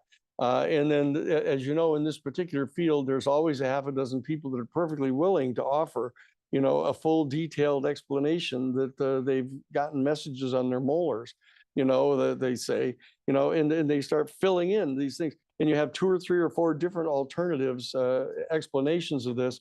None of them have been confirmed, but there are other things that are happening. For example, the Kogi people, this major group from Colombia, I believe, has come down from the top of the mountains and said that, that they're aware of the fact that that unless we had resolved the nuclear weapons problem and the pollution problem on our planet by, last July of last year, that over the next 18-month period, there's going to be a total collapse of all of our civilization, et cetera. Some of they were very specific about that stuff, and they come with kind of this additional kind of sense of authority of these indigenous people. But nobody's been able to confirm any of those things yet. So we're all functioning on the grounds that we have a matter of a few years to be able to solve these problems. And then, have you seen the Age of Disclosure yet? I haven't seen it yet. No, I know the guys that have been in it. I know the guys that helped make it. I know the guys that saw it, and I've talked with them. Feel like it'll. Yes, yes. I think the Age of Disclosure documentary that Dan Farah did, he basically co-produced it with Luis Elizondo, and it's got 34 different highly classified officials coming in and explicitly pronouncing the fact that we're in possession of one or more of the extraterrestrial non-human spacecraft, that we are in fact engaged in this process of reverse engineering that's going on, et cetera. And it's very, very effective. They say the frontal interview, for example, Jay Stratton, who was the head of OSAP, the Advanced Weapons Special Access Program in the military, specifically states right face forward to the camera that he's been in a structure with one of the UFOs, and has been seen one of the beings. He says it right there, and this is the guy who was the head of the entire program at OSAP. So these are very authoritative people that are saying this, and I think it's definitely going to move the needle. I think that the members of Congress, the House and the Senate, this may even force the Senate Intelligence Committee to come forward with some of the public witnesses, the people that have testified behind closed doors under oath already to them. There's 40 different witnesses, and so that they can pick which ones they really think that they want to bring forward and do that right away following the release of the movie. Okay, so look, let's have another one from the Zoom people. Sure. So there was a question about, has there been any documentation that you trust about how we, the human species, were somehow genetically modified through alien or extraterrestrial? That not yet at this point. I know that there's lots and lots of information around about ancient writings and interpretations that have been given to them that have believed that there've been this kind of cross-fertilization. And there's all kinds of information going on now about the large mummies that have been recovered in the deep mine shaft down in Peru.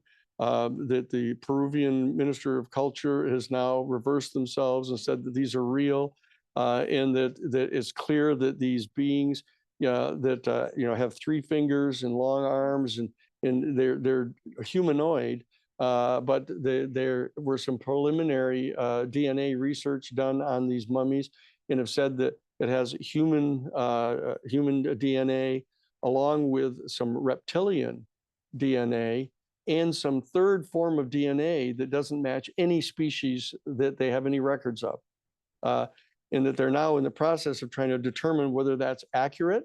There's a lot of condescending attitudes on the part of American scientists. Oh, those are people in Peru or Colombia somewhere, and so that we're in the process now of talking with people, trying to get responsible research done on those things to see if that is supportable.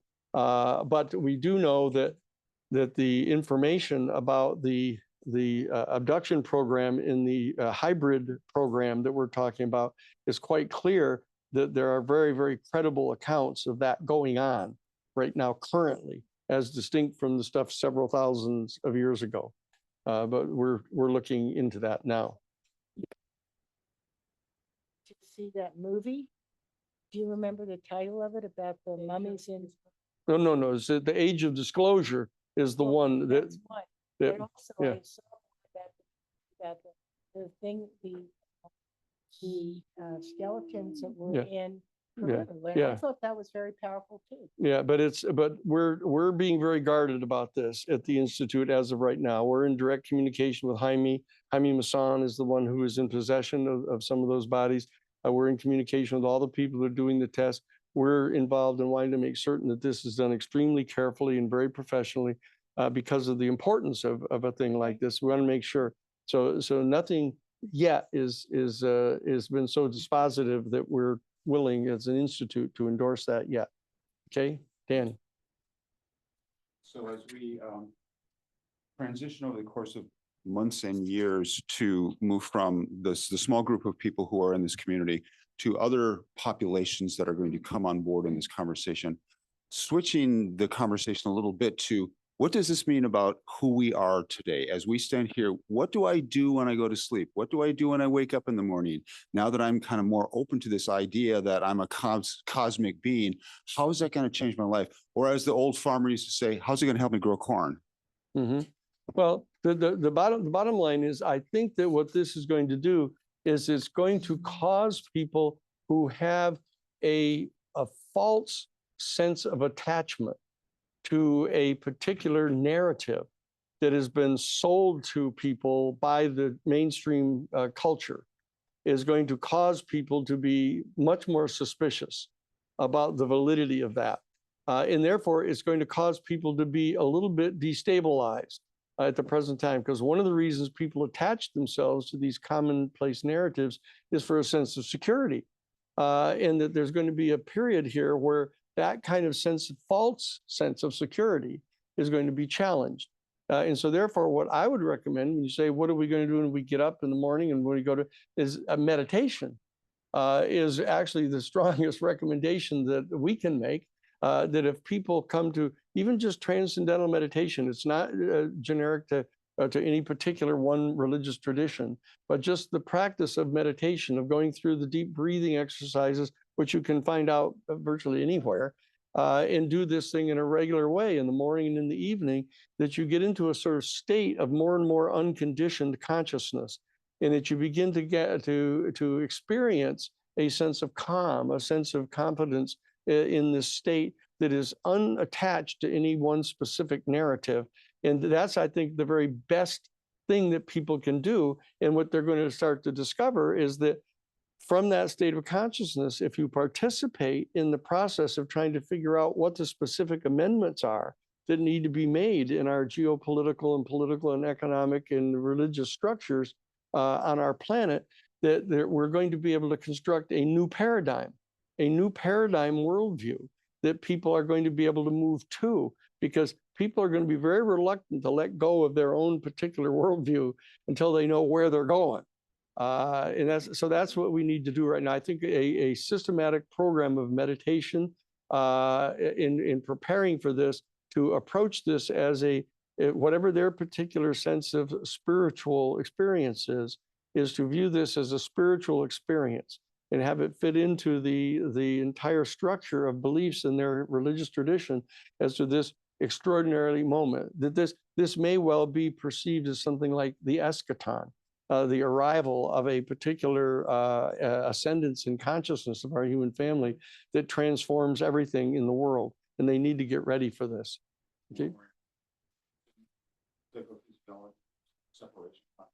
Oh, yes, that's what it is. It's a matter of overcoming the sense of alienation. Yes.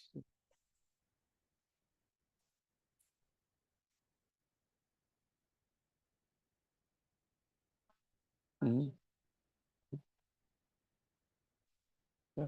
That what it appears to be at the present time is that the mode by means of which these beings transit from their star system to here, and that they even move from one place on the planet to another, has to do with an ability to accelerate the vibrational frequency of their material manifestation.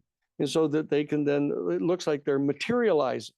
In fact, there's actual videos of these materializing, these craft. There's one that Matthew Brown talked about in a lengthy interview with Jeremy Corbell and George Knapp just last week, where they had a set of Russian intelligence vessels out in the Pacific that were hanging out in this one spot for a few days, and it began to be suspicious. And so they put them under surveillance. And then all of a sudden, this huge football-sized triangular craft just slowly materialized up over where they were. And then a huge ball of light started ascending out of the top and out of the bottom of this craft until it became this bright light, and then it just shot off like that. And so that it gives the appearance of coming from some other dimension. And that's what I think a lot of this is accounted for. And so that even historically, if all of a sudden you see one of these beings kind of materialize in your room or dematerialize, it gives the impression that they're coming out of some other dimension. So that your perception of it is really is controlled by what your set of assumptions are. If you say, whoa, this is a person just materializing out of thin air, one of the things you might sense, oh, this must be some other vibrational dimension. And it may well be, but it may be a vibrational dimension that is the product of some technology that they have. And so otherwise you avoid the conflation with historical stuff about angels appearing, and and so that we're getting set to come to grips with all of those things, because that people have been led to believe in a certain totally unexplained set of mythology. Oh, that these angels just materialize from somewhere, and they have wings, and they go. But you got to remember, these mythologies were designed back at a point where 99% of all the people in the world were completely illiterate, and that they never traveled more than 50 miles away from the spot where they were born. And so the Catholic Church and other major traditions have put together a narrative that they've put to people that are supposed to just believe it on faith. And even though it didn't make any ultimate sense to them, they've just believed in it without knowing how it fit into anything. And that's what's getting ready to happen. I think that we're going to discover that this is all one piece, and it has to do with different levels of vibrational frequency of reality, and that you can direct a human intention to a particular frequency of this, and basically by direct intent you can collapse the wave function of the different possibilities in the vibrational frequencies to manifest the next microsecond of reality, and they can do it. And I think that there's a technology that they've figured out to assist them in doing that. And that's maybe what you encountered. Yeah. Is there another one from the people out in Zoom? Okay.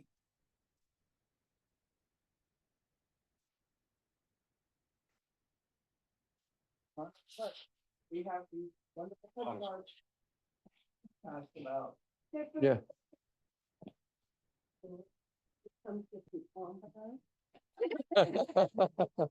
Yeah, yeah. You want to take a question? Yes. Hi, I'm curious to hear if you'd be open to sharing more about the individual species that you are aware of. The reptilian and the Pleiadian in particular, in light of what you shared about there being DNA evidence of hybridization with reptilian and earth beings. And then, sharing that you felt they were harmless and just wanting to know what information you have. And then also, in terms of the Pleiadian star beings, are you aware of multiple Pleiadian facets, or can you illuminate some of the harmful qualities that you alluded to, or just talk more specifically about the different species? Okay.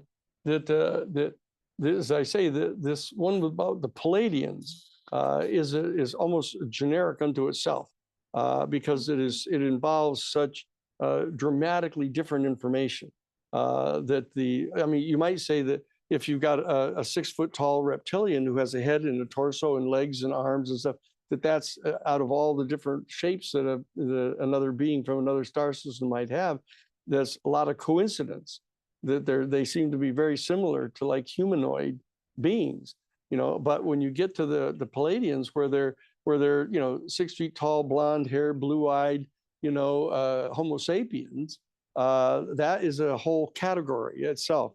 It needs to be investigated as a whole. The other beings, the little guys like this that look like little miniature people, but are different in some substantial ways. It gets to be a question of like what you would consider harmful conduct. Clearly, abducting people, involuntarily, in zapping them to the point where you can't move at all, and taking them on board a craft and involuntarily examining them is intrusive. It's offensive. It's assaultive. So you could call that bad activity. But most of the people that have gone through that experience have it more than one time. And then when it happens over a repeated number of times, they end up eventually having some sort of telepathic exchange and communication with these beings, and they start getting information from the beings, advocating that we do something to get rid of the nuclear weapons, to stop polluting our planet, to protect our planet's environment, et cetera. And the people and John Mack writes about this in his second book called Passport to the Cosmos, and where he actually, and I would recommend that to you, because he tracks the process by means of which people evolve in their thinking about these kind of interactions that they're having, to the point where when they thought what happened initially frightened them and seemed to be a really assaultive kind of activity, they began to get a general better sense of it in context of what was happening, and they end up being kind of more sanguine about what the experiences they're having. Now, then there's that whole other category, which is the involuntary impregnation of women. That's deeply frightening and offensive.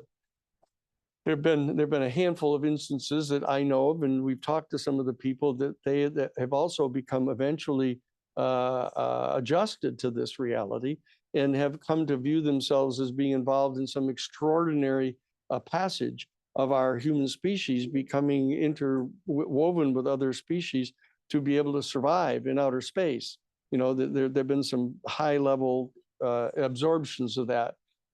Now, there's only two instances out of, and I've been at this for like 48 years, okay? And there are two instances that I know of where people have reported kind of assaultive conduct. Now, one of them, three of them actually, one of them I don't believe at all. This whole thing with the base down in Texas, with the guy that said he got his hand shot off and stuff by one of these ET people. I don't believe that at all, because we've interviewed people who went to high school with the kid and he got his thumb cut off in an accident when he was in high school, and so I don't believe that at all. But the other ones is a little island of people in the South Pacific that they had an experience where a number of UFOs appeared, and that they shot these beams of light at them, which ended up taking little chunks out of a person, a little chunk of skin. It's like a sample that was taken from them. Now that's assaultive, but it's more analogous to like us capturing a chimpanzee or something and taking a little skin sample or samples from them. And the analogy that I think is applicable in that instance is that the same analogy of us capturing a lower life form and taking samples from them. So this wasn't intended to injure them, but it frightened them. And they viewed it as kind of an assaultive undertaking. And they reported it to officials, government officials, and government officials sent in military people to try to protect them. And then there were no other instances, apparently. But then there's this one other one, Ingo Swann, who was a participant in the Stanford Research Institute remote viewing program.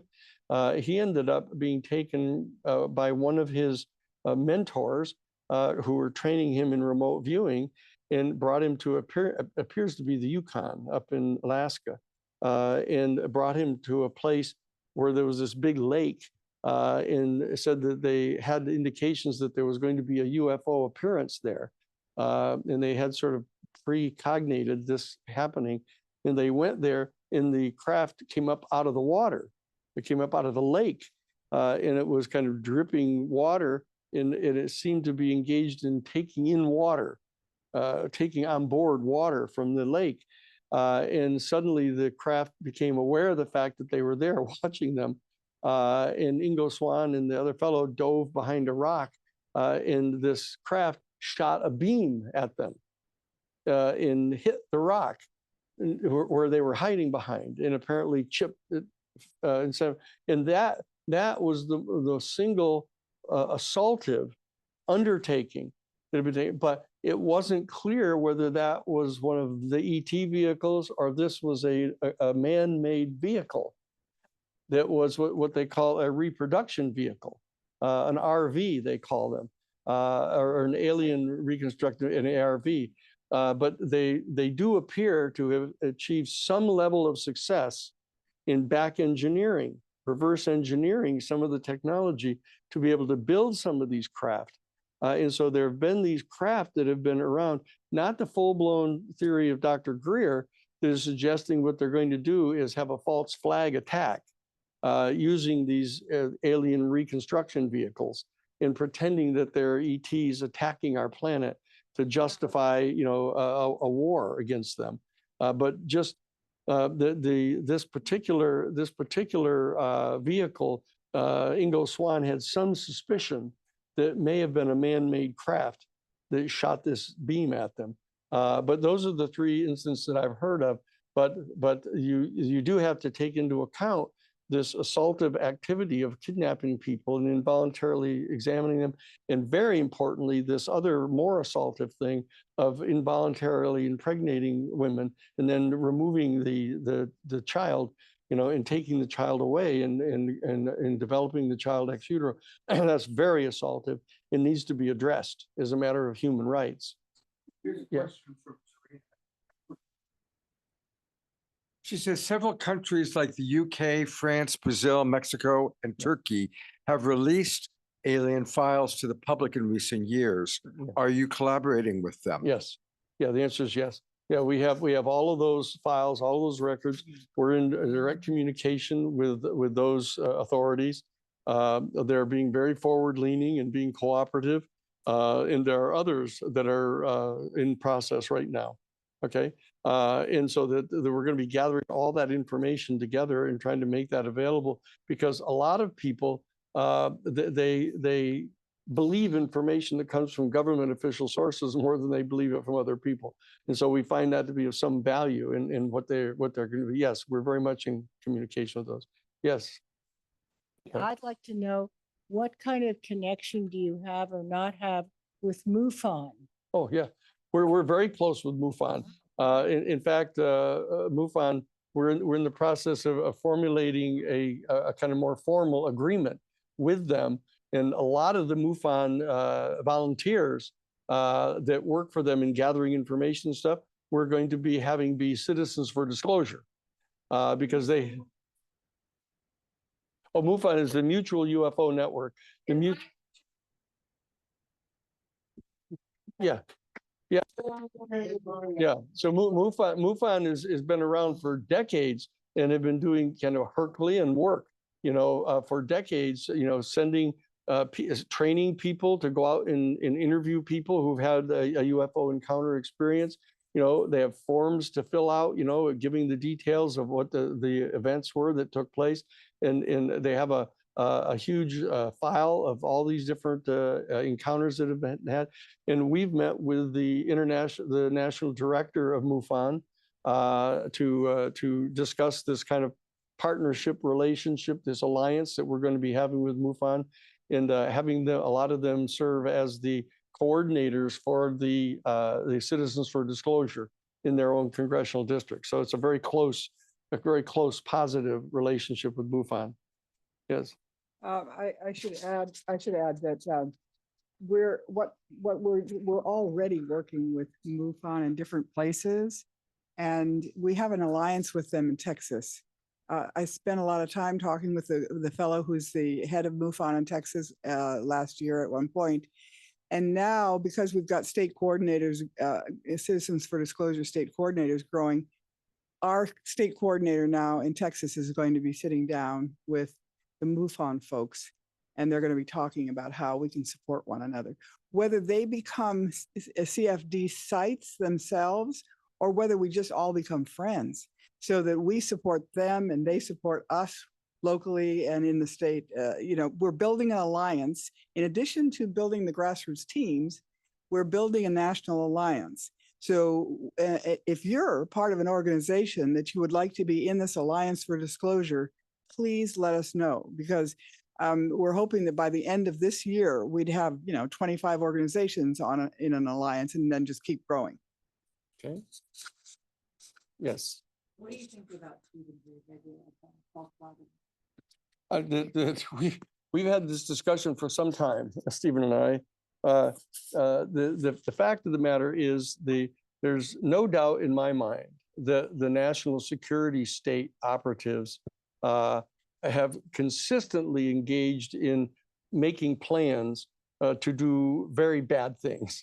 That, for example, there is the one that I ended up talking with Stephen about this originally, that I was aware of, this thing called Operation Northwoods. It was a plan that was actually promulgated by the Joint Chiefs of Staff back in 1962, in which they proposed actually dressing up a lot of Cuban refugees in Cuban, Fidel Castro Cuban government uniforms, in attacking our military base at Guantanamo, and actually blowing up a ship and killing American service people, and also blowing up a shopping mall in Miami, focusing specifically on a shopping mall on a busy day where a lot of Cuban refugees would be shopping, and doing that and blaming it on Fidel Castro's government so that they could justify, attacking the island and taking it back, because they thought that Fidel Castro and Che Guevara and the other people were being insolent in not recognizing the United States as having the controlling authority over them. And so that military mind of running out these war game scenarios and these in genuine false flag attacks is a very real phenomenon. And so what's happened is that Dr. Greer, knowing about that, has said, look, if you take into account the fact that they're spending so much time and resources trying to reverse engineer these craft to the point of being able to actually fly some of these craft, you shouldn't put past them, having figured out some kind of potential plan of generating a false flag attack using these, and then blaming the extraterrestrials, and using that as a mechanism for organizing people to give massive increased military funding to the national security state. All of that is perfectly logical. What I've always maintained is that just because it's logical doesn't mean they're going to do that, or that they're planning to do that. Just like there are war game scenarios that we have of how we would bomb the Soviet Union if we had a thermonuclear war. And they have plans to how they would just deploy the bombs if they attacked us. It doesn't mean they're planning to attack us. It means they're making plans. In that particular case, Dr. Greer and I have had this conversation for some time. And the position that he takes is that even if, in fact, that projection is below a 51% level of probability that they're going to actually do that, it's important to forewarn people about the possibility of something like that being planned, so as to act as a prophylactic to deter them from doing it. Okay, and that all makes perfect sense. But it's different than saying that there are sources that tell you that they're getting ready to do it. Okay, that's where the differences come. And a lot of that has to do with a particular philosophy of how you present information. Like for example, in a trial, a lot of times the prosecutor will come out and say, here's what happened. This person did this and killed this person and robbed this store, et cetera. And they say it just as though they knew it. Only they're not the firsthand witnesses to it. They're just saying it because they think that in order to persuade people, you have to tell them that it's true. Instead of saying, look, there's a 93% probability or a 55% probability. People don't function. They don't mobilize based upon some of that probability.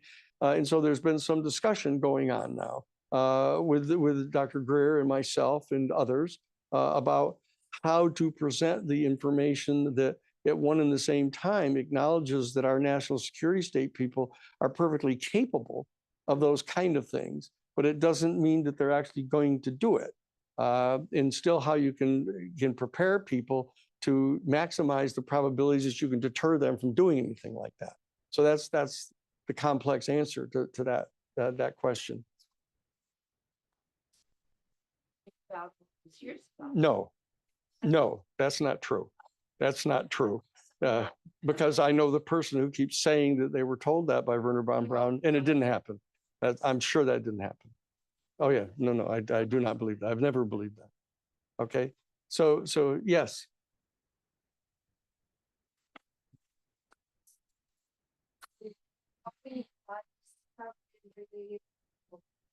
Yeah. Saved, were they alive, or Yeah. what happened to that Yeah. biological material, and what do we know about it? Oh yeah, that there are apparently a significant number of UFO beings or ET beings that have been taken into custody.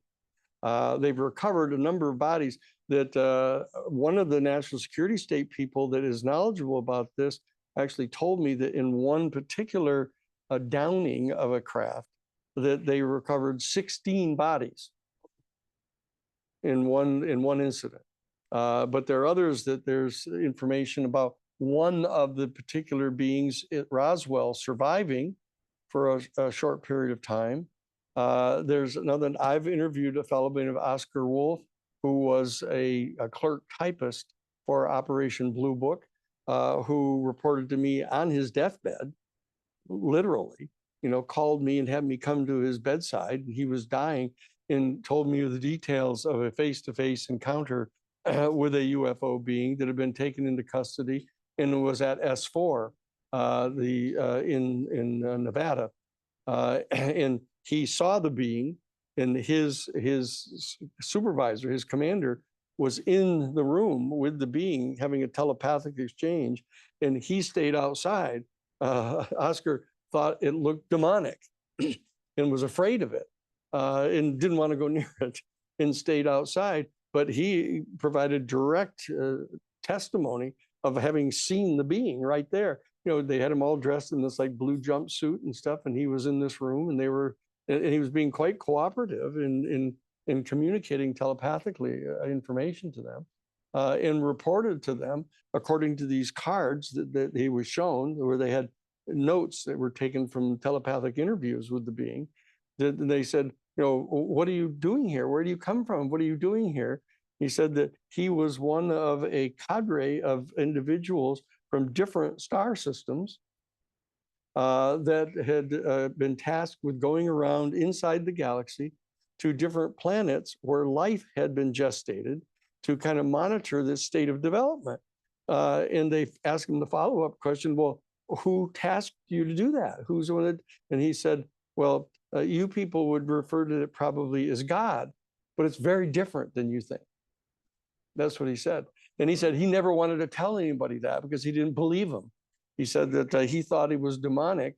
It turns out that Oscar was a member of a thing called the Worldwide Church of God, that were extremely fundamentalist and profoundly conservative, and that he had just harbored that secret his whole life. But on his deathbed, he wanted to tell somebody that the being had actually said it, and he had never told anybody. So I've had those kind of experiences. Yes. The disclosure legislation, and is the new pope going to be a disclosure pope? Well, those are two questions. Yeah.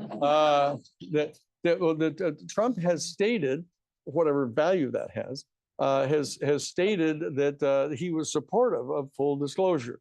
But the fact of the matter is, while he has signed an executive order specifically ordering the military services to and all of the intelligence agencies to release the information about the JFK assassination, he has not signed the executive order telling them to release all of this information, even though he has said publicly that he would do that. So he hasn't done that. But there's all kinds of people in the administration. John Ratcliffe, who is the head of the CIA, has indicated his support of revealing it all. Even Marco Rubio, who is now the Secretary of State, and also the acting national security advisor, and very interestingly, as of last week, been appointed to be the head of the National Archives, which is where they're supposed to bring all the information. And Rubio was one of the primary sponsors of this 64-page bill. So he's an extraordinarily important person inside the administration. And I've talked with Bobby Kennedy about it. Robert is totally supportive of the full disclosure, who's a member of the cabinet. And there are other cabinet members who have also stated that they're totally supportive of it. So that this is something that even inside the administration, the executive branch that has historically been responsible for suppressing it, are saying that they want this to happen. And so that I believe if we can get, the Senate will pass the 64-page bill again. If we can get it past the House of Representatives, I'm confident that Trump will sign it. Okay, and then he'll be appointing this board. I'm not highly confident that he's going to pay a lot of attention to who we nominate, because the way the statute is presently written, he is completely free to ignore who we nominate. It's not like a Supreme Court thing, where that he has to abide by the decisions of the Senate and House. Yes.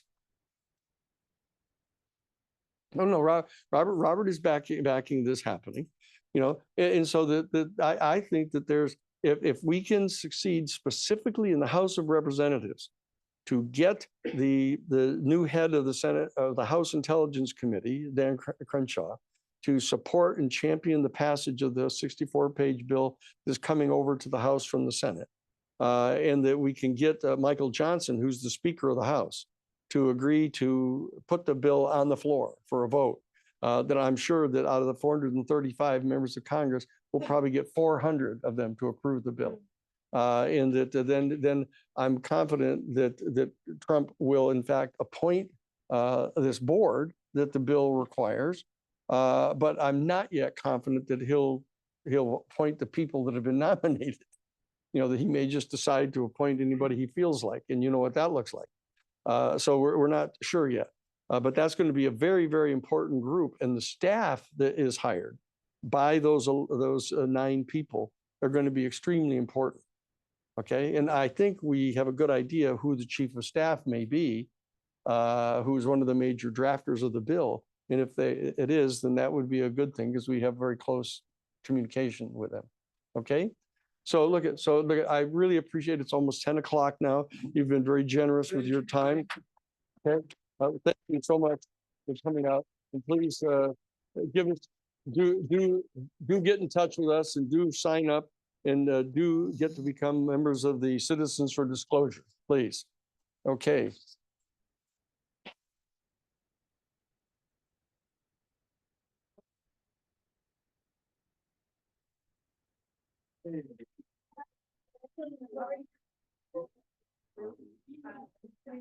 To those I who think this donate, deserves a notice. want to appreciate anybody else who donates and join us on Yeah. Wednesday night The for Palladium is- Awakening World, where we're going to continue. Alan Steinfeld and I will be interviewing several other people on making contact. So join us on Wednesday night, 6 o'clock on the Awakening World. We'll see you all then.